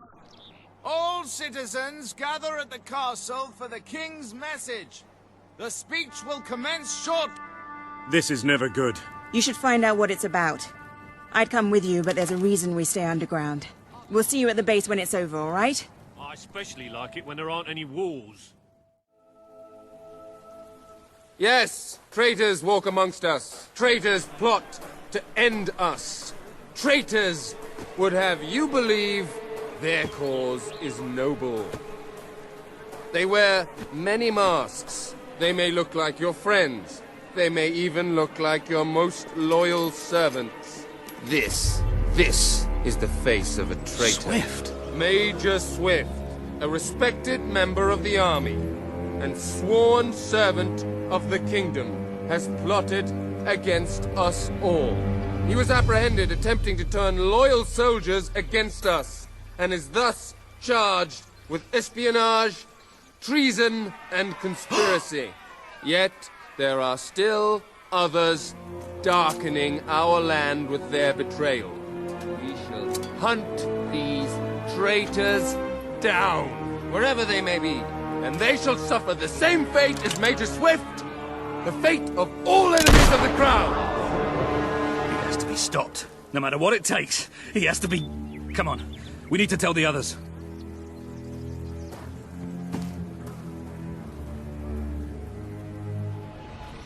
Ben told us what happened. Swift was a good friend. He died like a true soldier. A true soldier? Let's not pretend there was anything noble about the way he died. He was tortured, humiliated, and murdered. And he didn't give Logan anything, or we'd be dead now. I called that noble. It was just a matter of time before Logan did this. Before he decided to hunt us down. We have to fight back. We're still not ready, though. We need more allies, and thanks to Swift's efforts, we know exactly where to look. Before he was executed, the Major managed to send us a message. A soldier still loyal to the old guard brought it to me. At great risk to his life. What does it say? Well, this is Swifty we're talking about, so it's rather straightforward. You will find allies in Aurora. I still don't understand how anyone there could help us. Aurora is a dead land. There's nothing there. Or at least, that's what we've been told. It's still the only lead we have, anyway. Can we get on with the plan? I have an overwhelming urge to shoot someone. First thing, we'll need a ship. You and Ben will get hold of one, while Paige and I make sure the rest of the fleet doesn't follow. You'll need to go via the back alleys, and they'll be crawling with soldiers. Not a problem. I know my way around the place. I'll meet you at the back of the sewers. We're gonna show Logan just what traitors can do. Go on. My men are putting together the materials we'll need. It should be quite a display. Aurora is a distant place. It could be a while before we return. If there's things you need to do, now's the time. You might want to say goodbye to your family. Nothing else.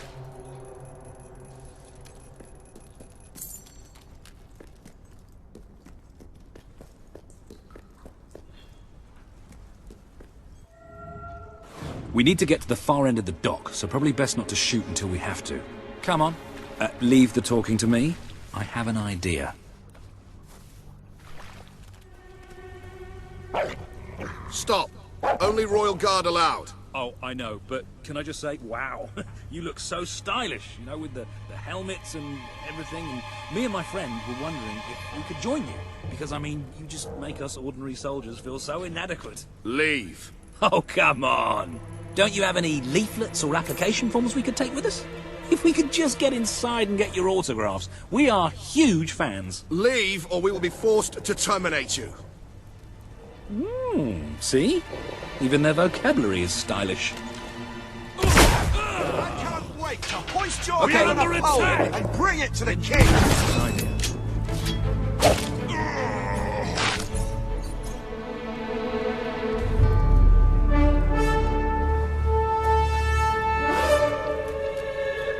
Walter, what kept you? Hurry, they're going to be following us after all. Well, it's not much, but at least it floats. That's what counts. Or, you know, we could take this one, and then not drown as soon as we leave port. Even better. I've got a good feeling about this voyage.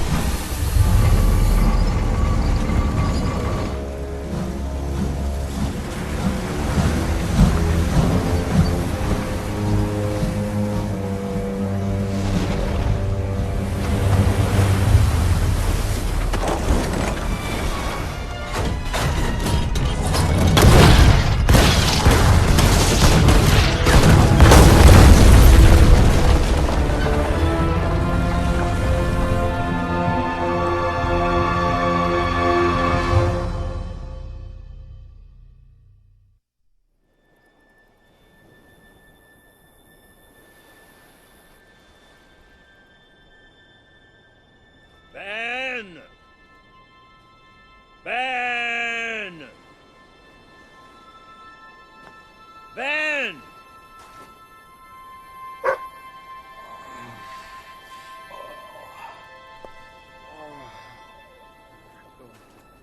Are you all right? Yes. Ben's not here? No. Looks like we didn't all make it. I only hope... Well, maybe he washed up somewhere else. I'm sure that's it. Anyway, the only way forward seems to be through a rather ominous cave.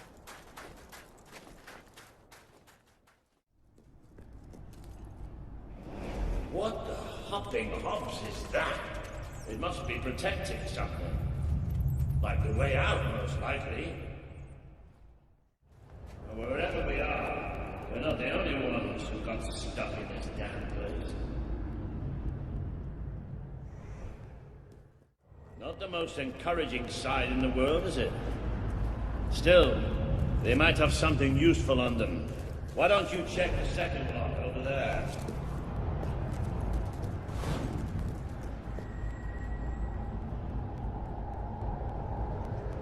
I found something. A note. It speaks to us still. Darkness incarnate. We know now we can never escape it. Well, that doesn't sound good. Hey, I've got something too. One of these poor sods left a journal. Most of the pages have disintegrated, but well, you can still see plenty of weird symbols. It's mostly gobbledygook anyway. I mean, listen to this nonsense. Luminous spirits of the sands impart daybreak and gleam under a quiet moon. What's that supposed to be? Look at that. Can you believe I did that?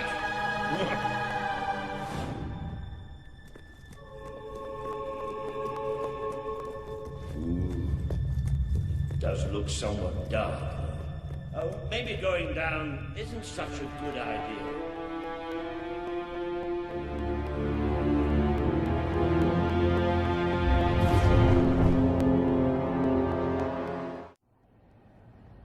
You know how I said it looked somewhat dark? Well, I'd like to amend that statement. We're looking into utter, total, complete darkness.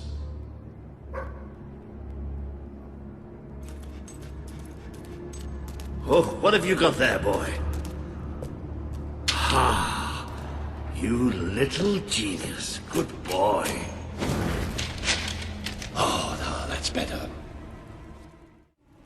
So what do you think this place is? I have no idea. Temple of some sort?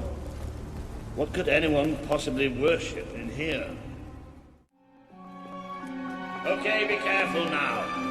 That thing's probably pretty stiff, and we don't want to make any more noise than we have to.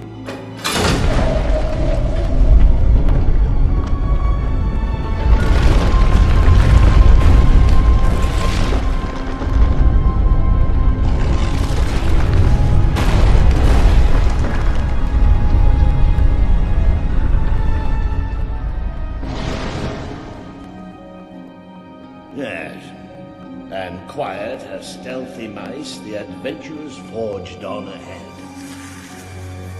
I know I have a tendency to be slightly paranoid, but did that sound like something friendly The light you bring will die. The light Who's inside there? you will die. Show All yourself. that you are will die. Well, this isn't good. The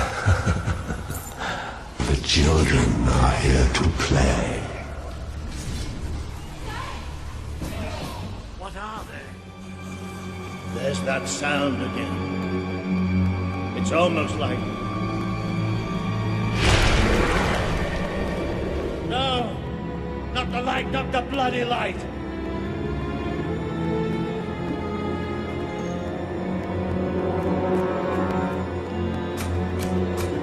Come on, Oil.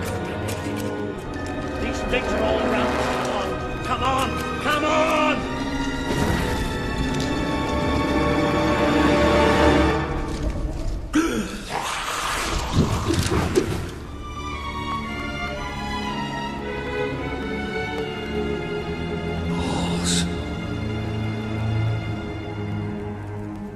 No, we have to get out of here. You hear me? You hear me? We have to get out of here. As long as we have fire, we'll be all right. We'll have to keep walking, and we'll get out of here, and we'll be all right. We are coming. It's here! We will devour your kingdom. There will be no bodies. There will be only darkness. The children command it.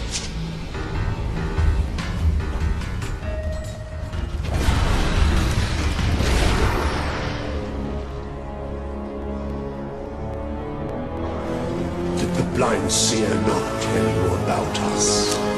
Did she not warn you?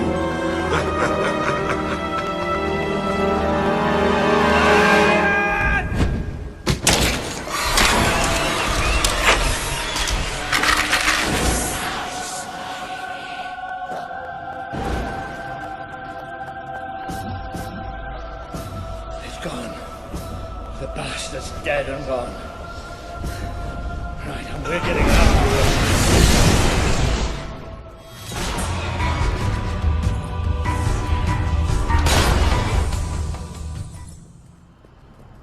I'm sorry. I lost my head back there, I know. I've never liked dark caves, but this... It's as if someone took my worst nightmare and made it real. But it's gone now. It's gone! And we're going to be fine.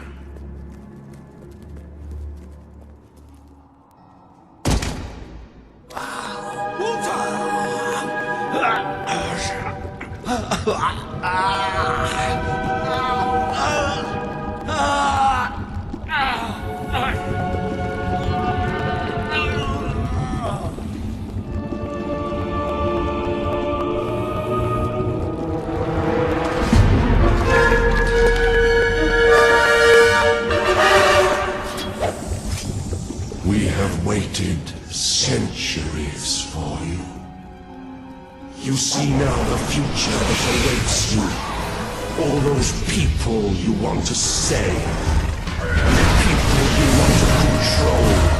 They will shrivel as your friends. They will be cruel and children. They are still so hungry. So very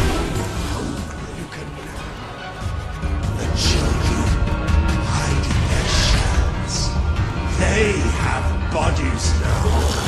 Bodies can tear you asunder.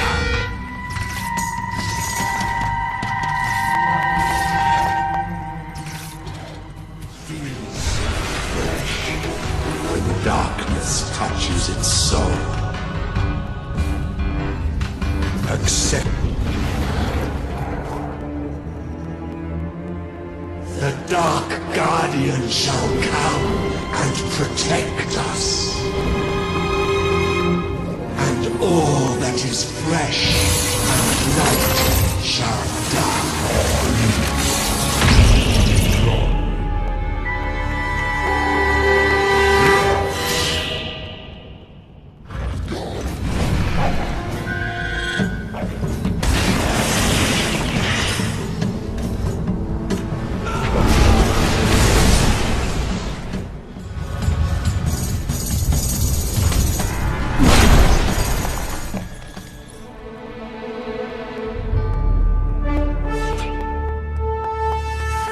This land is ours! Darkness shall spread across the world! I can't see. That thing... It blinded me. I can't see! It's okay, Walter. I'm here. We have to get out. Quickly. It's still out there. We need to leave. Are we out? Did we get away? Yes. We're safe now. What can you see? A desert.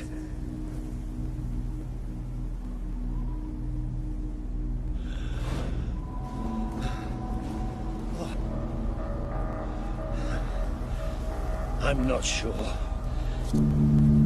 I don't know how far I can go.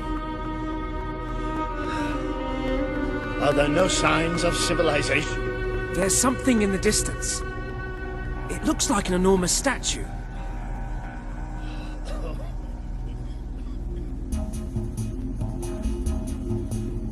How far? It's going to take us a few hours.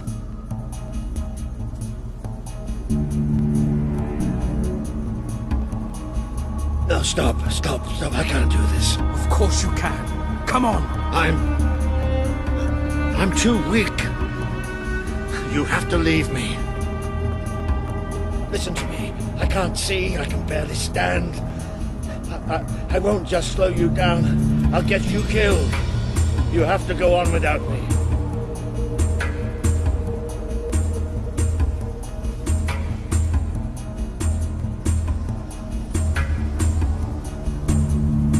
I'm no use. You can't save me. I'm dead weight now. Stop talking like that. We're going to make it through this. All right. But I'll come back for you. I promise I'll get help. Yes. Yes, of course you will. You'll do me proud. I know you'll do me proud. I know. Now go. Go!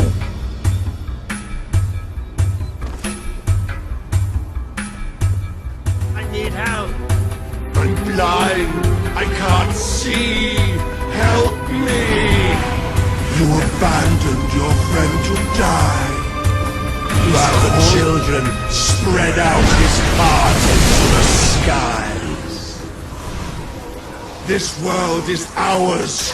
We will smother every light, every light. You try to run away, but you are made of sand. You are falling apart between our fingers.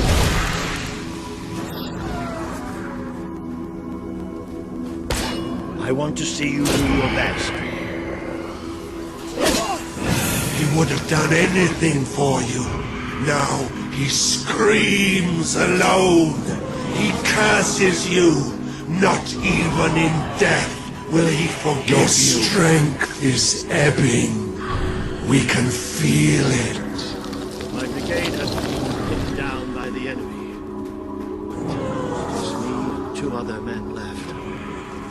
We retreated into a cave, but they never came after us. They just blew the entrance. The light in your eyes offends us. Let it go blind. Are you blind yet?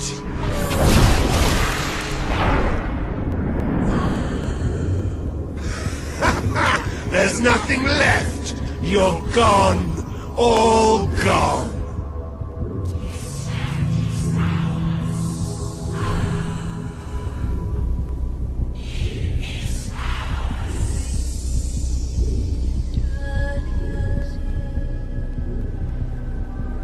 He's still alive. The other can't be far away. Taking a nap in the sun? Typical royalty. You had me worried there for a while. Walter! Don't worry, we'll find him. You just sit tight, my friend.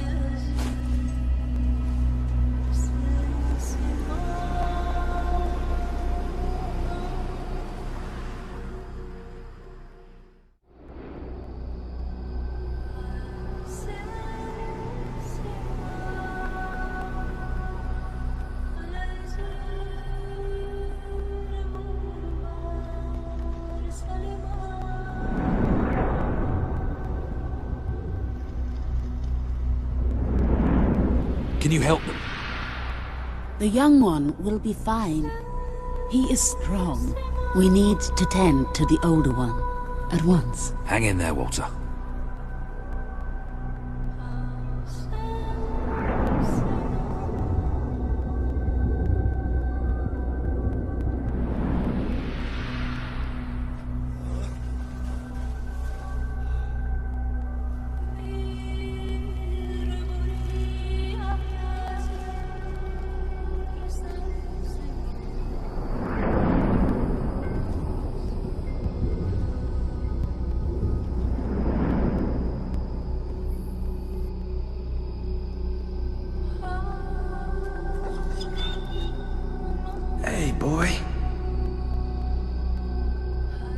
You are awake. Good.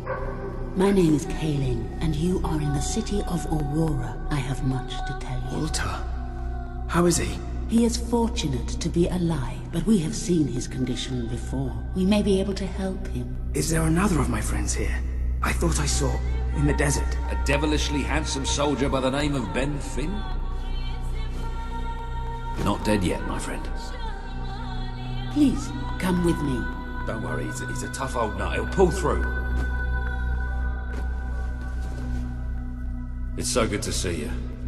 When I was fished out of the local port and Walter and you weren't there, well, I thought it was all over. Then I realised I was being an arse, and I worked my charms to get a search party out for you. Not that Kaelin here needed much persuading. We are accustomed to misfortune. Now it is time you saw our city.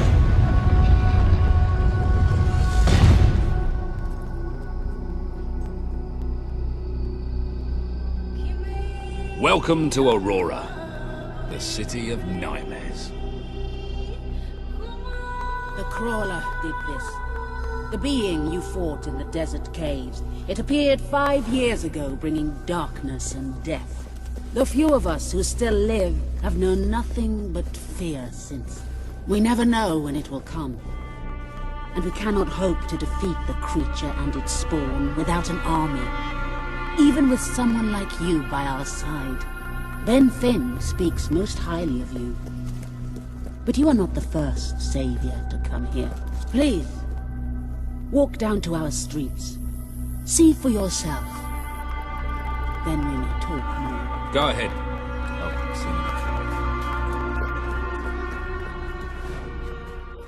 You are the one who survived the desert night. Yes. We have not had much fortune with outsiders. But as you can see, fortune deserted us long ago. You have come to a cursed land. What are you doing here? Everybody else seems to be hiding. I am honoring the dead. My wife and my child. And I stand here because I do not fear joining them. I'm sorry. You may read their memorials if you wish. There are many elsewhere. On statues, doorways. Wherever a memory will allow itself to live on.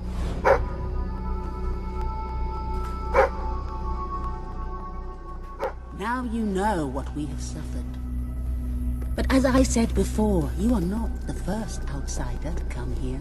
Who was the other? His name was Logan, the King of Albion. Seems your big brother's been keeping secrets. He used to go on expeditions all the time, remember? Until about 4 years ago. He too faced the Crawler.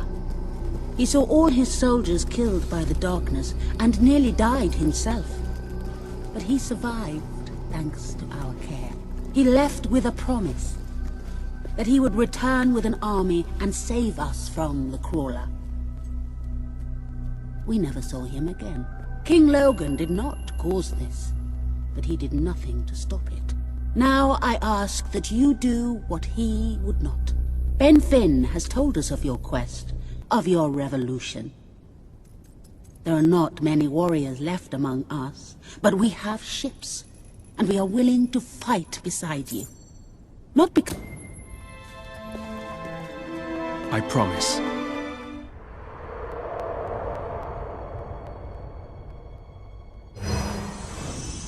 You have survived a terrible ordeal, but you will be the stronger for it. With Kaelin and the Auroran people on your side, you are finally ready to face your brother. It is time for you and Walter to gather your allies and take Bowerstone Castle.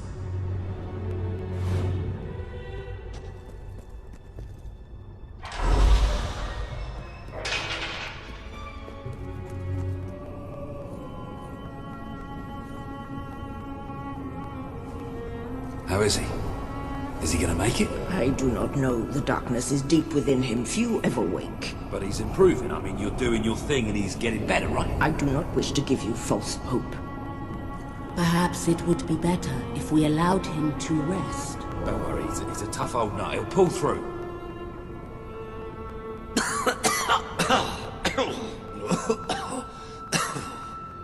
Walter? Oh, balls to you all. You're not burying me just yet. See? I told ya.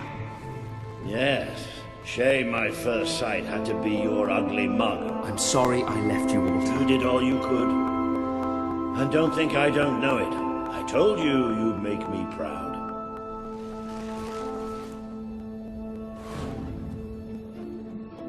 Well, we didn't exactly find the army we were hoping for. And I feel about 100 years older than when we left, but we're finally ready.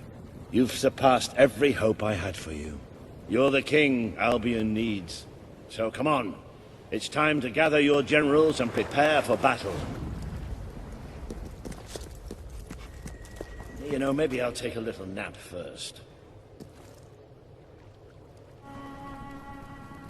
All right, I've got it. I take a small group of soldiers down this route and blow up the west barracks. It will draw their attention and open up the main route. How's that better than my idea? We will live longer than a few seconds. Oh, well, now you're just picking holes. Give it up, boy. What I want to know is what my men need to do. That's for the future king to decide. Paige knows the city best. We'll follow her plan. Fine. I only put mine forward to annoy her anyway. I see you've really matured on your travels.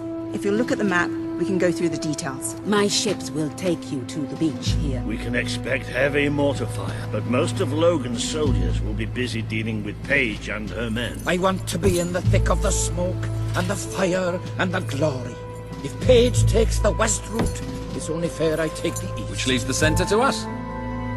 Less chance of getting lost. Then we're agreed. Are you sure you're up to this, Walter? Oh, don't worry about me. I may feel old and tired, but the day hasn't come yet, and I can't charge into a good old-fashioned fight. Let the battle for Albion begin.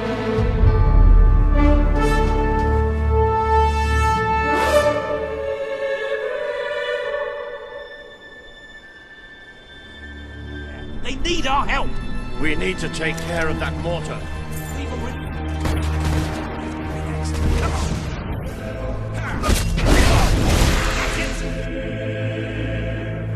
The Auroran ship should be able to move in closer now. Come on, Kaelin, do your stuff.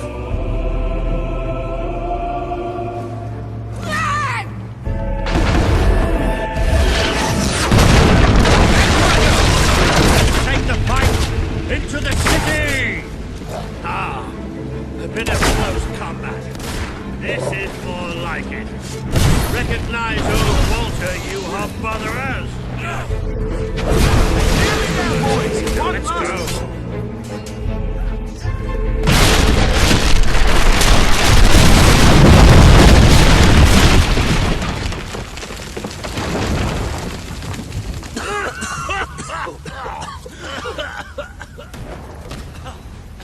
Is this not the grandest time you've ever had? Sabine, you almost blew us up. You saw a glorious beacon of freedom burning in the night for all the... No. What is it, Boulder? Oh, bloody hell. Move! Move! It'll take more than a grenade to finish off that old sod. Meanwhile, let's do what he says and get moving, shall we? I sense it.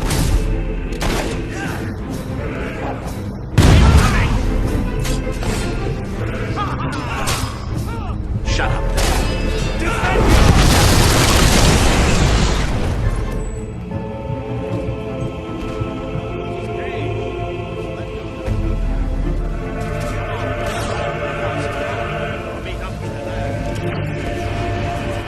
Laser pain and strike back!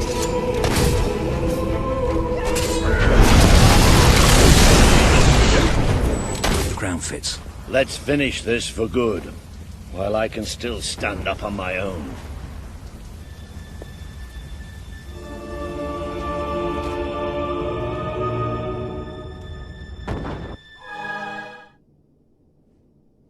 Shall we knock?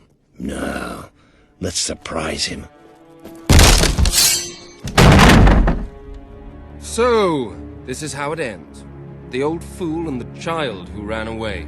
You finally become the man I always wanted you to be. He's a lot more than that, and now he's ready to take your place.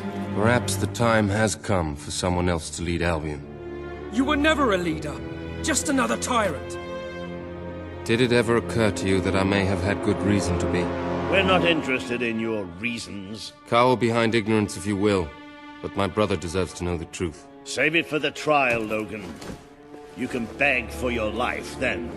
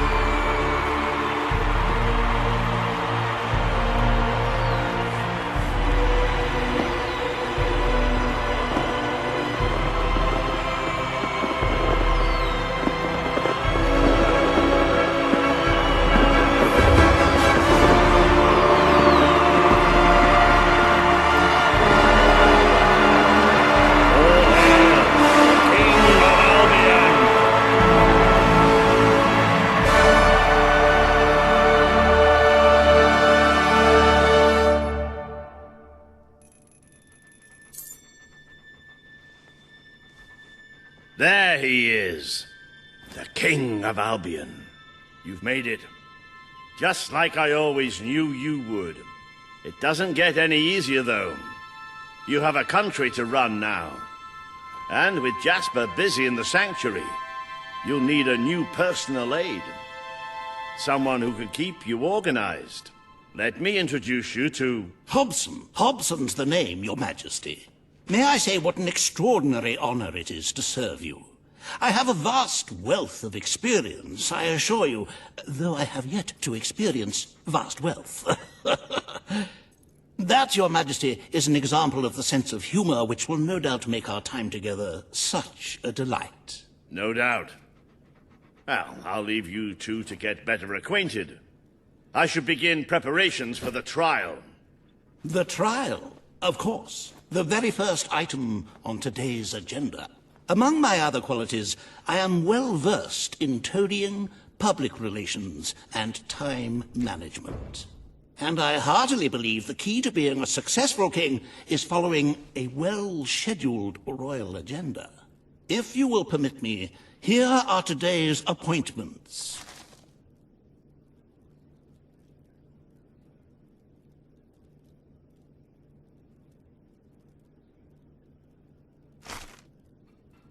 I'm sure you will do a marvelous job presiding over your brother's trial, which, as I said, will be your very first royal duty. Your subjects await in the throne room for what is sure to be an historic...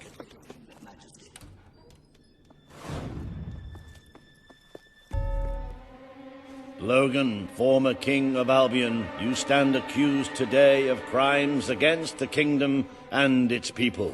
Those who brought you to justice will now speak. There's not a soul alive in the kingdom who hasn't suffered for his glory, and plenty who've died for it. I says, let him have some death of his own. Look, I'm not one for lopping people's heads off, but we saw Major Swift executed like it was a bloody circus act. He deserves nothing less as far as I'm concerned. But aren't we better than that? Isn't that why we fought to be here now? I've seen what Logan has done to this city. People starving to death, children forced to work. But killing him now won't solve anything. It is not my place to decide his fate, but his betrayal condemned many of my people to death. He promised us salvation, and then left us to face the darkness alone. I had good reason to break that promise, and I had good reason for the crimes you claim I committed. The day I returned to Albion, I received a visit from a blind seer, Teresa, our father's guide. She showed me the future of this kingdom. The darkness in Aurora is coming here, bringing death, destruction, the end of our way of life. The sacrifices I had to make, I did them to protect Albion. If a few had to suffer, it was to build an army. If a few had to die, it was to save a country. I have spent years preparing for this attack. Let me stand by your side now, and all my soldiers will be yours to command. Let us face the coming darkness, together. If this is true, if it's really coming here, we are all in grave danger. This is not the time for revenge. We need your help, Logan. The king has made his decision. Logan's life will be spared.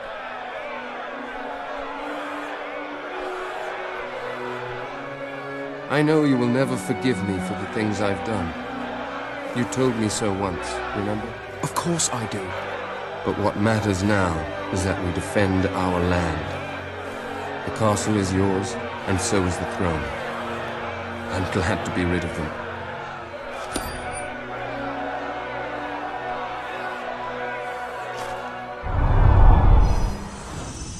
You have fulfilled the first part of your destiny. You were little more than a child when you left the castle.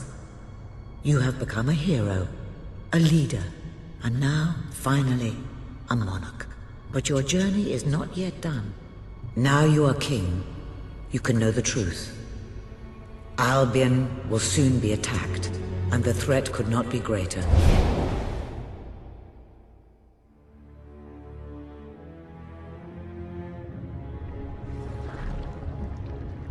Darkness is coming to our land. It cannot be reasoned with, it cannot be halted. The ruler of Albion is all that stands between the world we inhabit and that darkness. That is why you had to take your brother's place. The course of history demands it. If you do not succeed, everything we know will come to an end.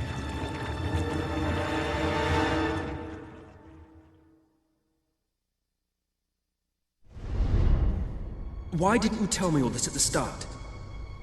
It was never about Logan, was it? I told you what you needed to know, and I never spoke anything but the truth. With Logan on the throne, Albion would have been doomed. This much I know. Only with a hero wearing the crown do we stand a chance of survival. And how do I stop it? You won't. Its arrival is inevitable. 1 year from now, the darkness will fall upon Albion. All you can do is prepare, and hope to save as many of your people as you can. How you do so is up to you. 2 paths lie ahead. You may keep the promises you have made and be known as a benevolent ruler. But understand that doing so will leave little to spend on the kingdom's protection and may lead you to disaster. It is not easy to be popular and keep the treasury full, unless you are willing to sacrifice your personal wealth. But you may also choose to break those promises, to harm your people in order to save them. You will not lack the means to build the army you need, but you will be hated. This path will cast you in the role of a tyrant, as it did your brother. You have 1 year to do what Logan could not. Be the ruler that readies Albion for the greatest threat it has ever faced, and be the hero that can stand against it.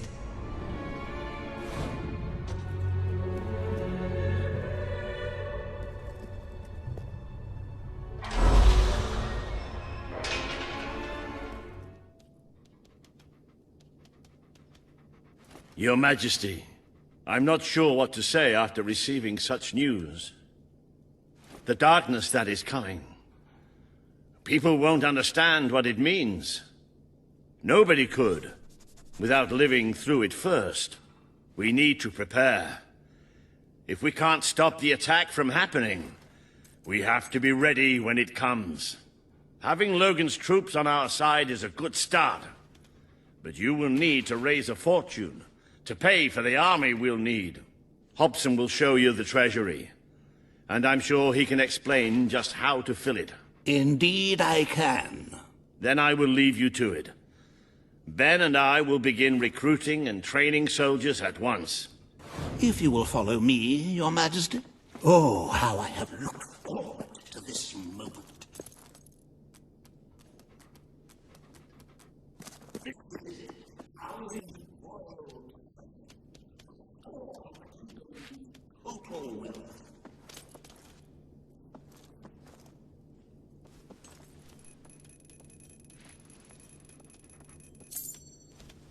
It's, well, not as, replete as one would like, but just imagine this room shimmering with hills, valleys, and plateaus of gold. A topography of riches going all the way up to the ceiling. It will require nothing less to build this army everyone is talking about. Which brings us to the second item on today's agenda, and one I'm personally very excited about. Setting the tax rate for the coming year. As you probably know, your brother was taxing the people rather heavily, and some say that this has led to poverty, starvation, and other societal ills. You have 3 clear choices, Your Majesty. 1, lower the tax rate, which one could argue would help the poor and the hungry, but would also leave the treasury in a miserable state. 2, maintain Logan's policies. Not a popular move with the people, but moderately popular with the treasury. And 3, and don't let my enthusiasm influence you in any way, raise the taxes even further. True, many will suffer in the short term, but we will be able to protect the kingdom and run our fingertips over vast amounts of gold in this very room. What will it be, Your Majesty? Very well, Your Majesty. A prudent choice. Why upset the status quo? The time for revolution has passed, and people are used to the current rate of poverty and starvation. Those who survive will thank you in the end. But you will still need to raise a lot more gold by other means. Unless you're willing to donate some of your own money to the treasury. Oh, I'm sorry. I do like a little joke now and then. Riva has a most intriguing proposal for you in Bowerstone Industrial. Now, I know you have had your differences, but it is time to put those behind you and work together. Nobody can raise money like Riva can, I assure you. I have seen to it that your appearance among the populace is well publicized. So expect a crowd. Oh, happy day! His Majesty, the King of Albion, graces us with his radiant presence. I knew last time we met that you would emerge victorious from such public sibling rivalry. And now, here I am, to assist you in filling your coffers till they are fit to burst. What better way to begin your reign than by reinstating one of my most successful policies? There is no greater waste than the idleness of our city's youth, but my employment scheme guarantees children of all ages will have something to occupy them, whilst ensuring our factories are properly manned. It's just monstrous. Don't listen to him. You promised you would end child labor. Remember that promise now. And what would you have us do with the snotty little indigents? The only way Bowerstone is going to climb out of the gutter is through education. Nothing is more important to our future than that. Turn this factory into a school. Give the children of this city the chance they never had. A school? Well, that's an original thought. The factory will become a school. Thank you. We can really start changing people's lives now. This will be an Albion worth fighting for. I shall begin the necessary modifications at once.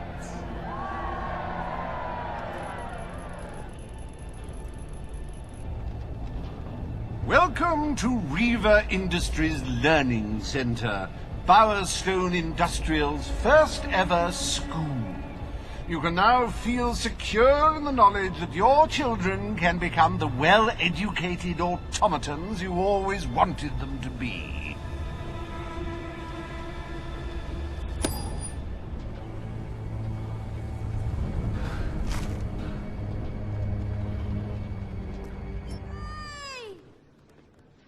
Today, you will decide what is to be done with the Bowerstone Old Quarter, site of the battle for Albion.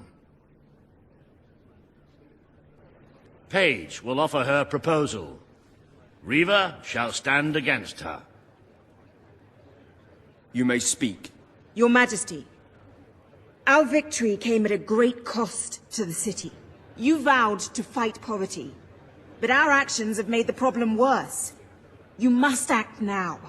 I ask that the old quarter be rebuilt, and its former residents rehomed. You wouldn't just be helping those in great need. You'd be sending a message to your people. They're scared, Your Majesty. Let them know they can count on you. Your Majesty, the old quarter was indeed devastated by your glorious triumph, but as its name subtly implies, it was old. The cost of rebuilding the area would be a colossal waste of money, and the people who called its decrepit shambles of streets and houses their home are better off without it.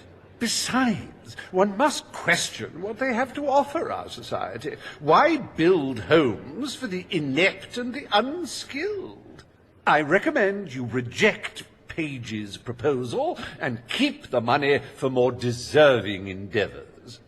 It was our actions that caused the devastation, Your Majesty. But the final decision rests with you.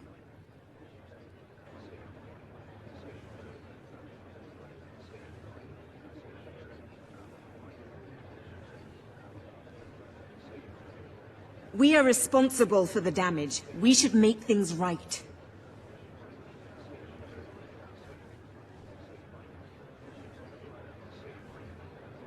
How will we commemorate your victory if we touch even one stone of that magnificent monument to your greatness?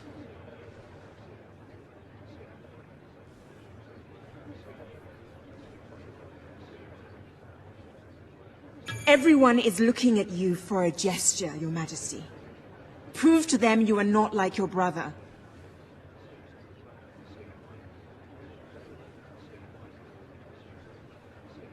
It would be a mistake to waste time and resources on a mere housing project. Now is not the time to build houses. We had other priorities.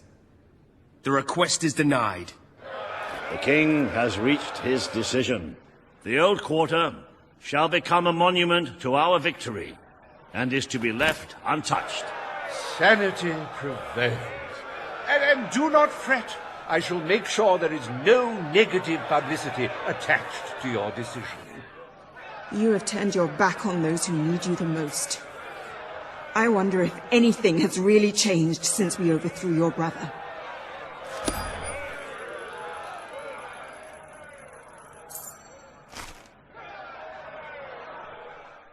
Despite the heartless demands of the greedy few, we are proud to announce that the historic site of Bowerstone Old Quarter will forever be preserved as a monument to this city's greatest triumph. Join me, Reaver, in saluting our proud heritage.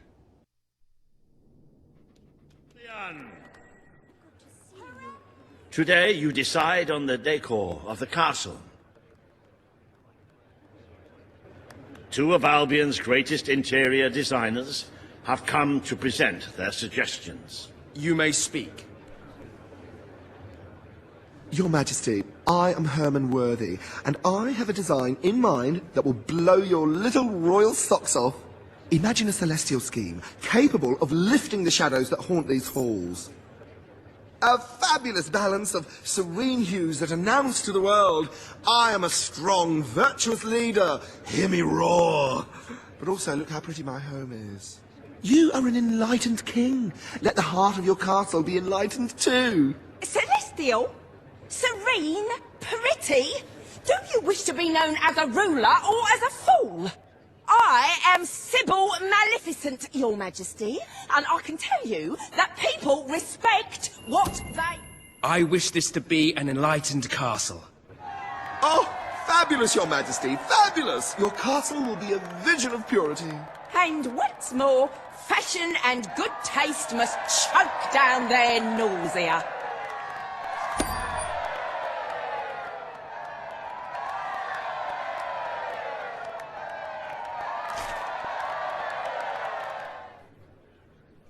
Today you decide on the future of Aurora, Your Majesty.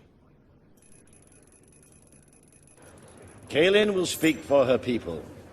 Riva will dispute her cause. You may speak.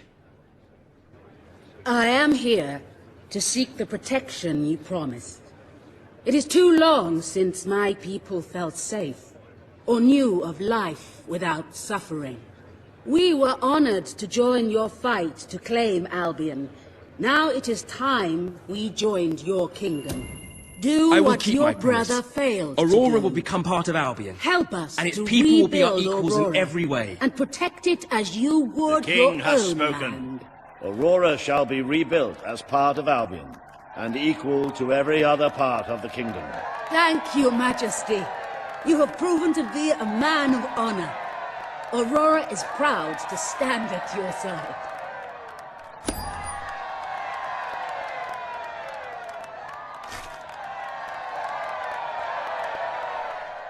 Welcome to the new and improved Aurora, an oasis of friendship, camaraderie, and many other lovely things.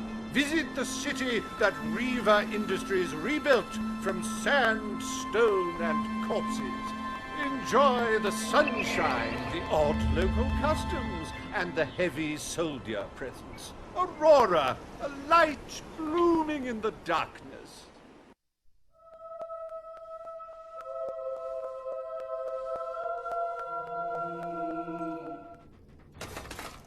The Treasury's health is robust, but we must always be wary of unnecessary expenditures and watch out for possible avenues of profit. With that in mind, I would like to discuss the thorny issue of child benefits, which were abolished under your brother's rule. There are vocal elements within the community who are clamoring for us to bring it back. In the interests of the Treasury, and of the long-term welfare of the people, I have a counter-proposal. It's somewhat radical, but rather brilliant, if you don't mind me saying.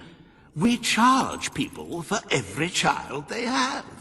This would keep the population low, but more importantly, the Treasury high. Is it really fair to bring new life into such an uncertain world? And won't that gold go to help the children who have already been born? Of course, you may also choose to keep Logan's policies. The matter is entirely in your hands.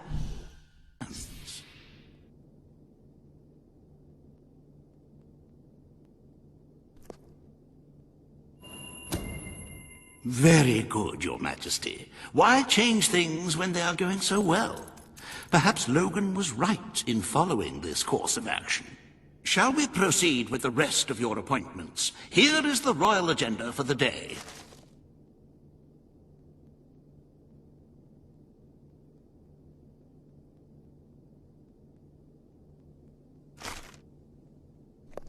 As you can see, you have 2 audiences in the throne room to begin.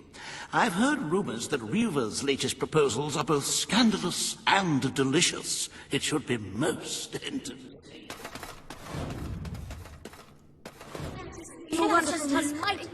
This hearing concerns the future of the Bowerstone Shelter and Orphanage. Paige will speak for the disenfranchised people of the city. Riva will dispute her cause. You may speak. Your Majesty, the shelter has long been the only refuge for the homeless, the poor, and the orphaned. And until we can change the whole world for the better, it will continue to be their only hope of survival. Isn't it time we held out a helping hand to those who need it most? The shelter is underfunded and the building has fallen into disrepair. Invest in the shelter and orphanage, and perhaps we can begin to create a better future for Albion's forgotten people. I could not agree more. The city and its people are in dire need. But it is not charity they require. It is love. I propose we use this dilapidated building to help both them and ourselves. For love and money have always gone hand in hand. Let us inaugurate Bowerstone's first brothel. A brothel? Brothel, bordello, whorehouse. The name is unimportant. What matters is that the people get the love they need, and we get their money. Yes, it's for your majesty to decide. Refurnish the shelter and orphanage, or... The poor of this city have suffered enough. We will renovate the shelter and orphanage. The Bowerstone shelter shall be refurbished at the Crown's expense. Thank you, Your Majesty. You've done the right thing. As you wish, Your Majesty.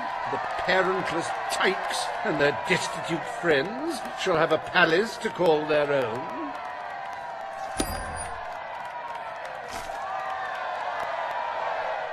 Are you a beggar, too lazy to own your own clothes? Or perhaps an orphan, aching for a bowl of gruel?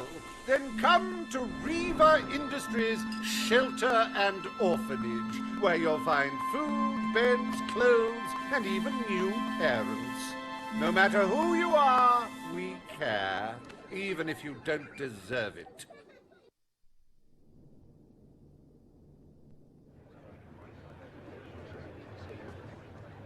Today, you will deal with a pressing environmental issue. The disposal of the city's waste. Riva will offer his proposal. A member of the Morningwood community will stand against him. You may speak.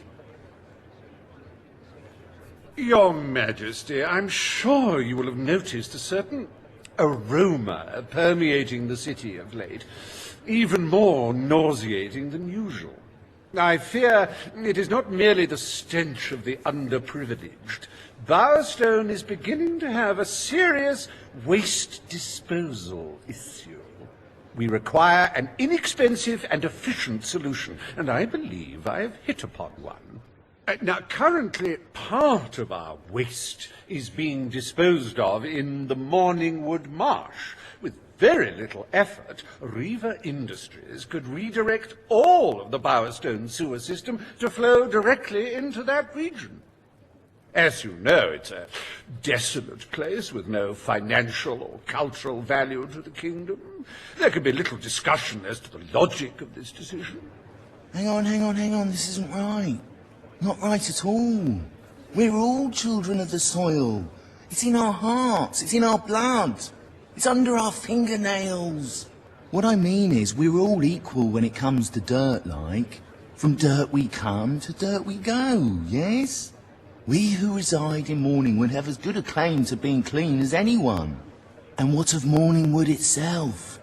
Its nature spirits, its woodland elves, and water fairies. Do they not deserve freedom from pollution too? Don't destroy paradise with your urban dregs, man. Channel the waste. Be one with the cycle of life. You have all these, like, factories and stuff, don't you? Turn one into a, you know, what do you call it? One of those things, a sewage reclamation facility. Right on. What shall you decide, Your Majesty? Morningwood is to be left unspoiled. We will find other ways to deal with Bowerstone's sewage problem. The king has spoken.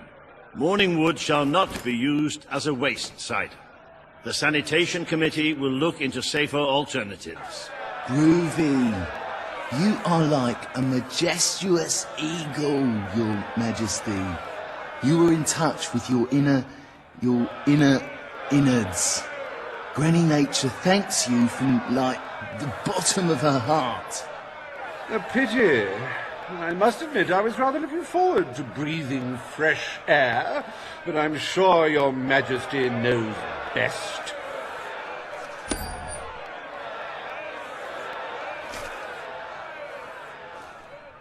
There is nothing as important as the health and hygiene of our citizens. As such, Riva Industries is delighted to announce the opening of the Bowerstone Sewage Recycling Facility, because there can be no affluence without effluence.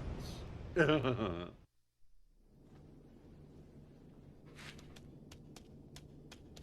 day is almost over, Your Majesty. Only one more appointment left. Page has requested a meeting in the old rebel headquarters. How very cloak and dagger. I wonder what she wants. It's not every day a king walks into the rebel headquarters. You've changed the world since we last stood here. You had a lot to do with it, Paige. But we still haven't changed things enough. Without Logan's troops, crime is becoming a serious problem. There's one man in particular, Nigel Ferret. He's making this city his own. Every criminal in Bowerstone reports to him now. He's too powerful for me to deal with, and he's not easy to find. But I know how you can get to him. Good. Kid went undercover with a gang of robbers and found out their plans. They're going to strike the tavern in Bowerstone Market. If you get there in time, you can stop the raid. And at least one of those thugs must know where Ferret is holed up.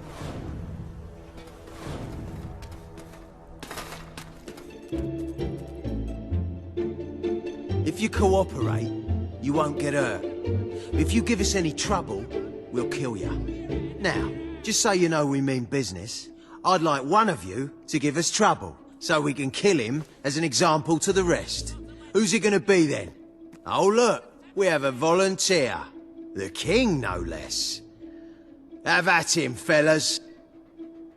We could just talk this over and come to an understanding, but It is no longer advantageous for any of us to frequent the hideout in Industrial.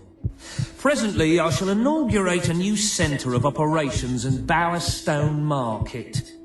You've been provided with a key which will permit access. Please endeavour to prevent its transference to an unauthorised individual.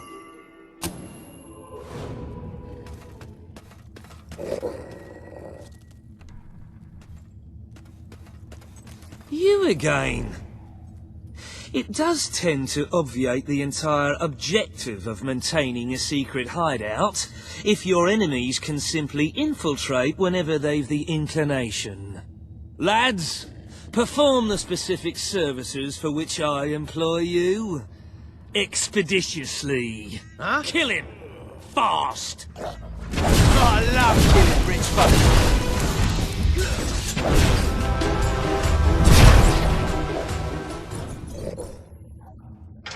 I believe I can state with relative confidence that your efforts are in vain. Even should it transpire that you vanquish my associates, this door is completely impenetrable.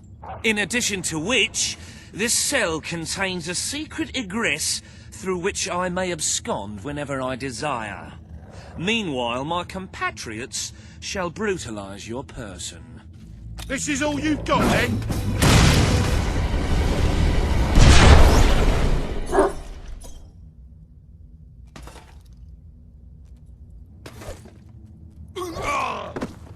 You haven't lost your touch. I'm surprised his men were foolish enough to fight you. Now, truth be told, my superlative intellect notwithstanding, it would appear this is not, in fact, the specific cell I so confidently referenced earlier. The one with the secret exit has 2 beds. All right, you have prevailed, Your Majesty. I concede.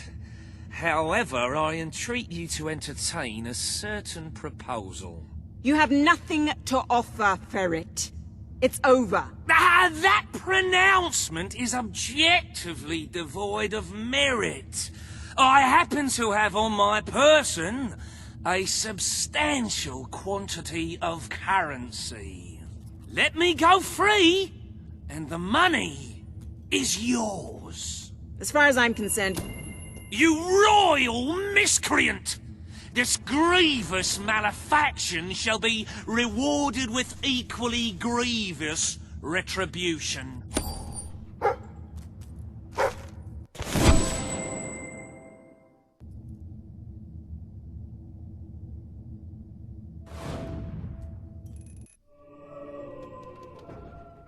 I'm sorry to say we are falling well short of expectations. The treasury holds nowhere near enough gold. But the kingdom demands your attention once more. The time has come to make a decision on Albion's drinking laws. Under Logan's rule, our citizens are restricted in the amount of alcohol they can purchase per day. As you can imagine, this has proved a rather unpopular measure. And yet many respected members of the community think the law does not go far enough. They would like alcohol consumption wholly abolished among the commoners. They feel, rather reasonably, that it leads to improper behavior and raucous public spectacles. These concerned nobles are willing to pay handsomely for the change in policy. Meanwhile, the commoners themselves would like the restrictions completely lifted, claiming they infringe upon their freedom and their rights. You cannot please everyone, Your Majesty, but you must make a decision. Very good. Perhaps this is not the time to be implementing radical new measures. It will give both the gentry and the rabble something to complain about. Who knows? It may take their minds off their impending doom. Let us move on to other matters, Your Majesty. You have a busy day in the throne room ahead. Here we go. Today you decide on the status of the Brightwall Academy, Your Majesty. Samuel will speak for the town and its scholars. Riva will dispute his cause. You may speak. Your Majesty, it was your father who opened the doors to Albion's greatest seat of learning. Under his rule, knowledge and culture flourished, and so did the people of Brightwall. I ask only that you return to the wisdom of those days. Your brother closed the academy down, but it is in your hands to restore it. There is no greater proponent of the arts than myself, and I celebrate knowledge in all its forms. But our people are frightened and confused. The last thing they need is knowledge. Allow them the benefit of ignorance. Let only those who are truly prepared make use of the academy. The elite of our society will pay handsomely to indulge in erudition. But only the rich will be able to afford to learn. Precisely. Why give wisdom away when one can charge for it? What do you wish to do, Your Majesty?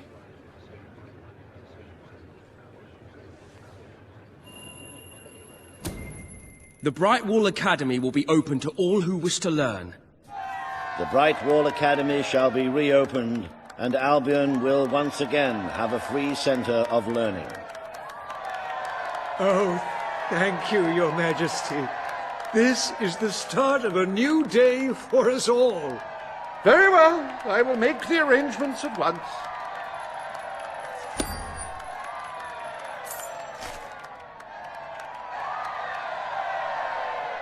Stimulate your intellect in the newly reopened Brightwall Academy.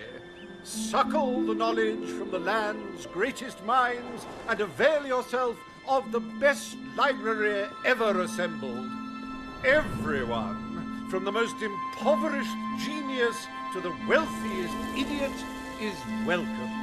Brightwall Academy. Whatever you earn, it's the place to learn.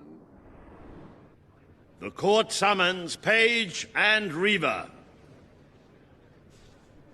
The matter before you today is the future of Bower Lake.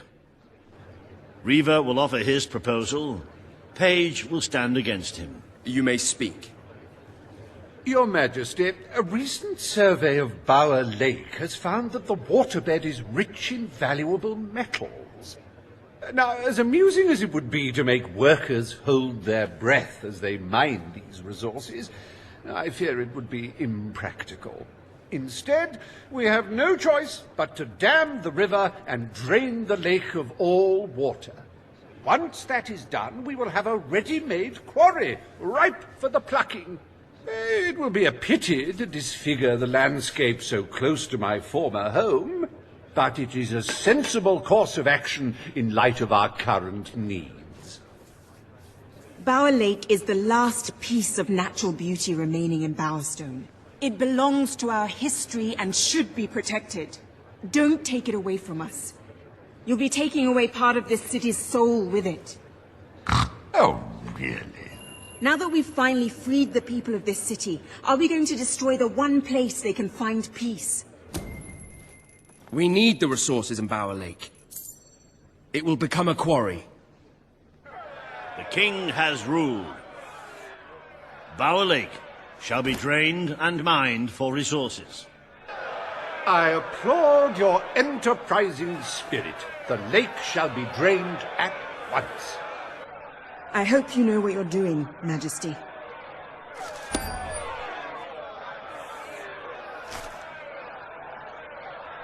Behold the ugliness of nature, so miserly in its gifts, its very lakeness, an affront to all good sense.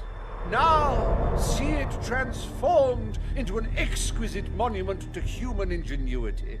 Soil and rock offering up life and hope to thousands. How can one fail to be moved by such generosity? Reaver Industries proudly presents the Bower Pits.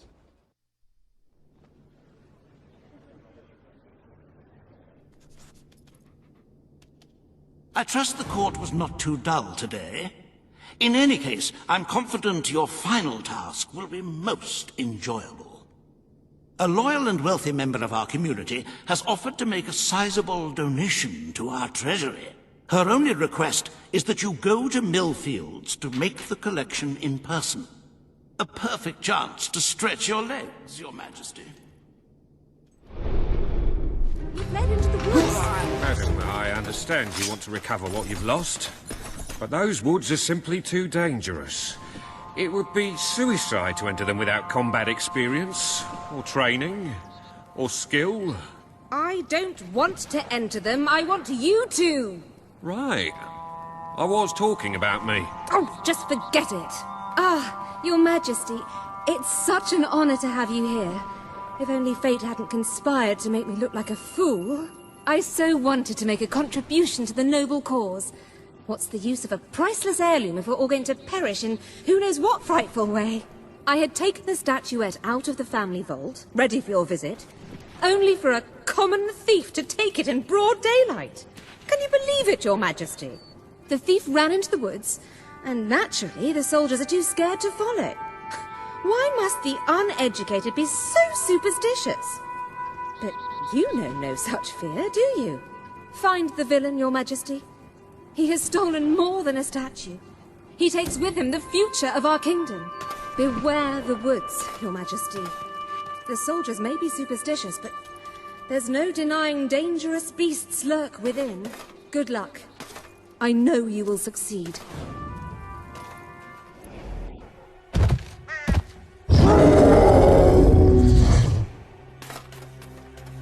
Looking for the statue, Your Majesty. Follow the white Balverine.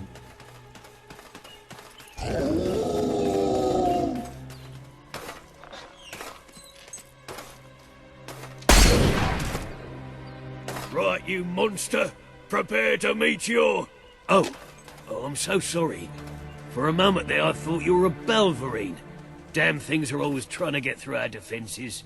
We burn silver nitrate in those lamps to keep them out. Kills them pretty quick if they hang around for too long. If a lamp goes out, well, I don't like to think what might happen then. One went out just recently, but we got it lit again fast. The man responsible for this blood collar got punished severely. Before he disappears into the forest, he tells us there's gonna be a reckoning.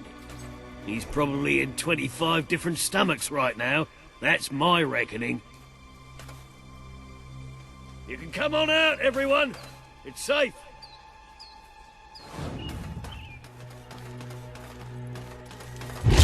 Your Majesty, I've been expecting you. You've been through the village, have you? Charming hamlet. It's full of warm, wonderful people who'll give you the shirt off their back and condemn you to death for one simple mistake. Anyone can fall asleep on watch. You exile him into this forest and call it justice. But enough about that. You're here for that statue. It's quite a remarkable thing. It did everything the legend said it would. And now I don't need it anymore. It's funny how things change. So if you want to take it back, back to that prig in Millfields. It's yours. Nearly free of charge. All I ask is a small favour. Destroy those silver nitrate lanterns. Then the village will get a taste of justice. The choice is yours. And it's a simple one. How simple? If you decline, my brothers will kill you.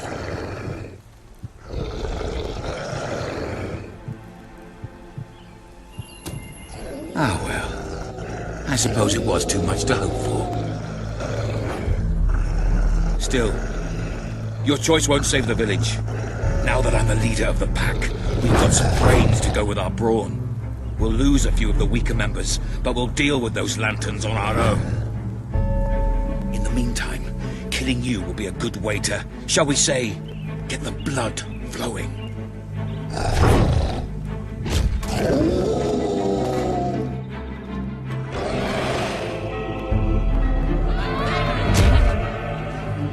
You are stronger than I imagined, Your Majesty, but not strong enough.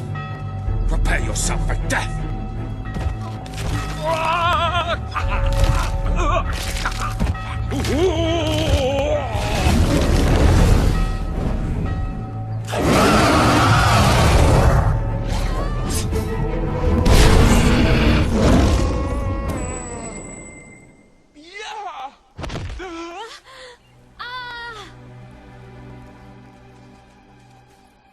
Oh, thank you. Thank you. You've saved us from certain destruction. We're in your debt. You'll always be welcome here, should you wish to return. Connor had this on him. It looks like a Belverine. It's yours if you want it. My place is quite affordable, really. I've rented worse. You're back! Did you find the thief? Did you recover the statue? Of course he did. He is the king. You found it? Oh, I can barely contain my... A magnanimous gesture indeed. Your subjects are lucky to be ruled by one so giving.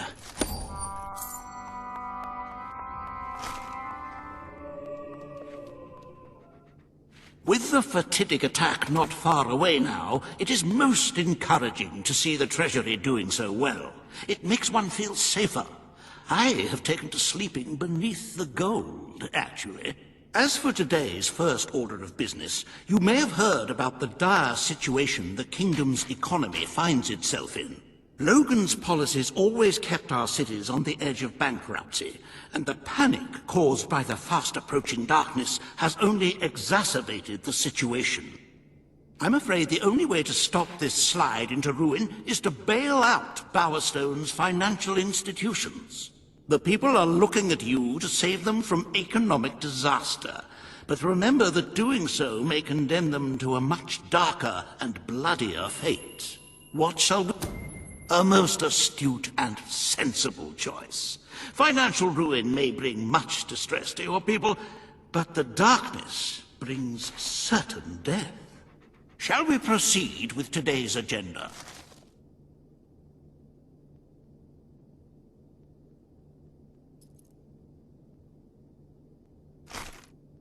Kalin, the representative for the Auroran people, has requested an audience with you. The court awaits in the throne room. The king. Today you must decide how much protection to grant Aurora. Kalin will offer her proposal. Riva will stand against her. You may speak. Your Majesty, as you know, the threat from the deserts that surrounds my city has not diminished. The darkness could fall upon us once more at any moment. Aurora is part of your kingdom now, and I ask that you grant us protection. Build a desert outpost that can warn my people should the crawler attack. It shall allow us to leave the city in time and ensure the survival of your loyal subjects. A desert outpost? I've never heard such nonsense. What shall we do next? Erect taverns under the sea? Plant crops on mountain peaks? It is a fool. An outpost would be a waste of resources. Aurora is safe enough for now. The King's decision is final. The military presence on the streets of Aurora is deemed sufficient for the protection of its citizens. It is heartening to see reason prevail. Bravo, Your Majesty, bravo! We saved your life once. Now you condemn us to death? Is that your idea of fair requital?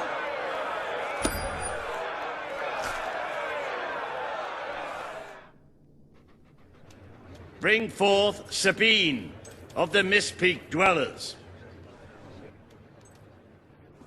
Today you decide on the fate of Mistpeak, home of the Dwellers, Your Majesty.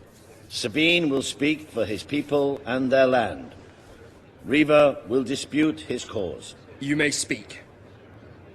I come here seeking nothing but what was promised me and my people.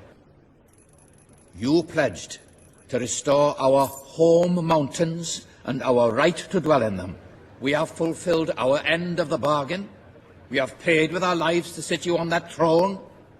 Now you must fulfill your end. Undo the damage your brother did to our land, and our agreement shall be satisfied. Your Majesty, this sounds both an unnecessary expense and an impudent demand. What value is there in a few trees languishing amongst snow and rock? This is not the time to indulge some idyllic fantasy. Those forests are a resource, and we are in dire need of resources.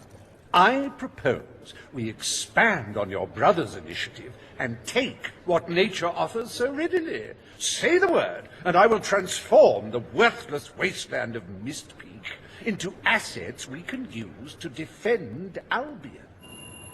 These hands are not yet so old or weak that I can't wring that pretty little neck of yours, Reaver.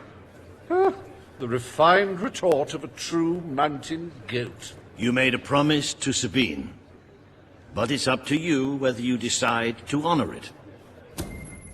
I will keep my promise to the Dwellers. The Mistpeak Mountains will be restored. Mistpeak shall become a protected region, and the Dwellers shall be granted authority over its forests and resources. You are true to your word and your honor.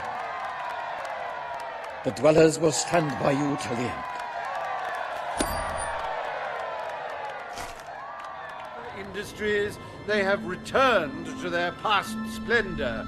Dwellers, birds and bunnies are free to roam, laugh and kill each other as nature intended. Who needs all that lumber anyway? Happy anniversary, Your Majesty. 1 year as King of Albion. Doesn't time just fly? To celebrate this momentous day, I have prepared some fantastic events.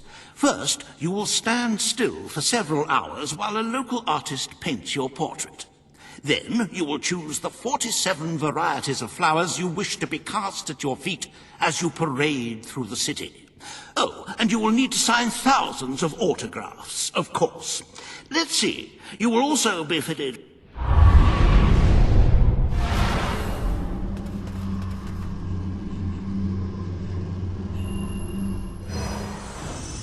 The day has come, King.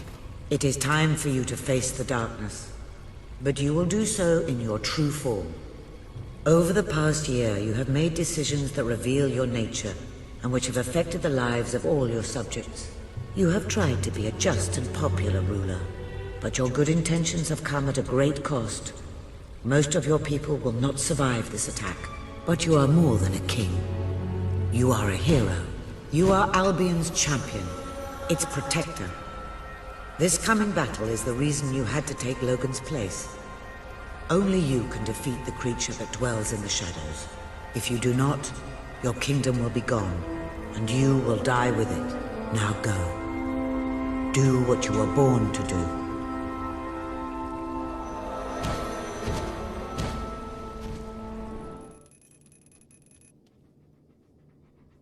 It's here. The darkness has reached Power Stone. The attack has barely begun, but already we have suffered terrible casualties. We simply weren't ready. If we don't act quickly, there may not be a kingdom left to defend by dawn. We have to get out on the streets, now! Today we fight for Albion! For Albion! Albion! Attention! You fool! This is the army you're trying to take on. Your lives! We'll get the sun. Nice one! He's not getting it!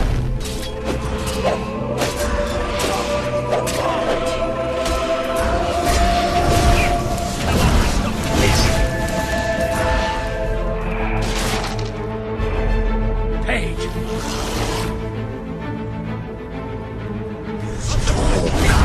Dead fingers whisper. Dead fingers roar at 1,000,000 eyes. You have done such hurt. The people you know shall rejoice in your death. I can feel it. We're getting close to that thing. Where are you? Show yourself! The lost sheep returns to the flock. No one ever leaves the darkness behind.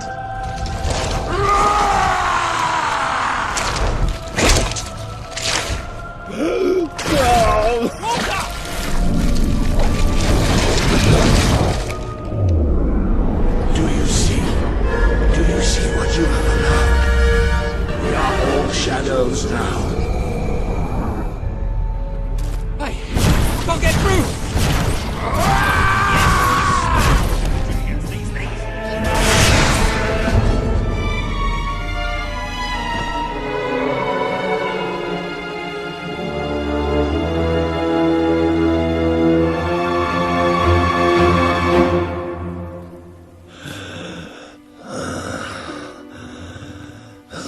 I'm sorry. You took away the darkness. It's been inside me all this time. But it's light now. I can see the sky. And it's light. I don't think I can fight anymore. It's all over, Walter. We won. We beat it together. Do you remember the stories I tell you when you were a child? There was a great king once. The mightiest hero of them all. Remember what you would say? Teach me to be a hero. You've done me proud, boy. You've always done me proud. Oh, Walter.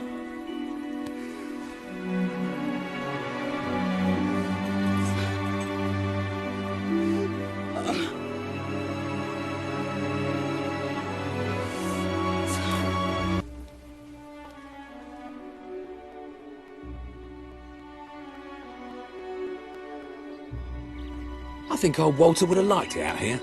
He was always a fan of looking tall and stony.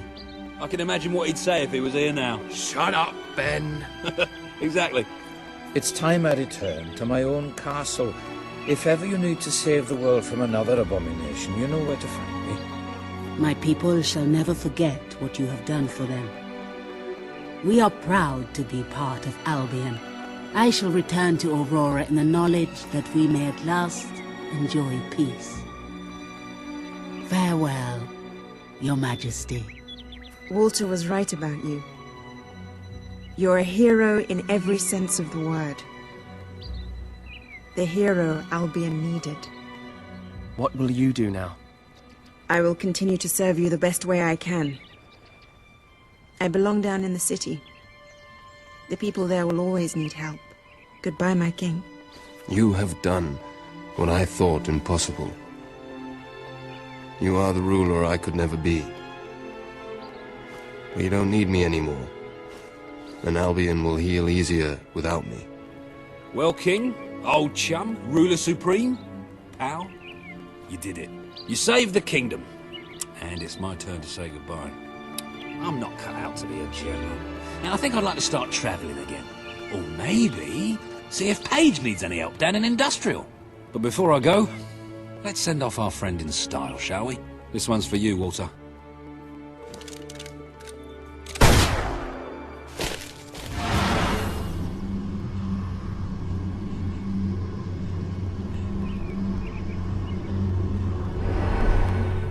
This is the world as it could have been. Devoid of color, devoid of life. It is thanks to you that it isn't so. And you did it without becoming a tyrant. The people love you, and you have banished the shadow of your brother's reign. You kept your promise to Sabine and his people, when it would have been easier to turn your back on them. A noble gesture. You swore an oath to Paige to better the lives of your people, and you did so even in the face of great danger. You did for the Aurorans what your brother would not. He broke his promise, but you proved to be the better leader. Without the strength to make those choices, we would not be standing here now. Perhaps we shall meet again one day, King. Aren't you going to tell me my future? The future will reveal itself when it is ready to do so.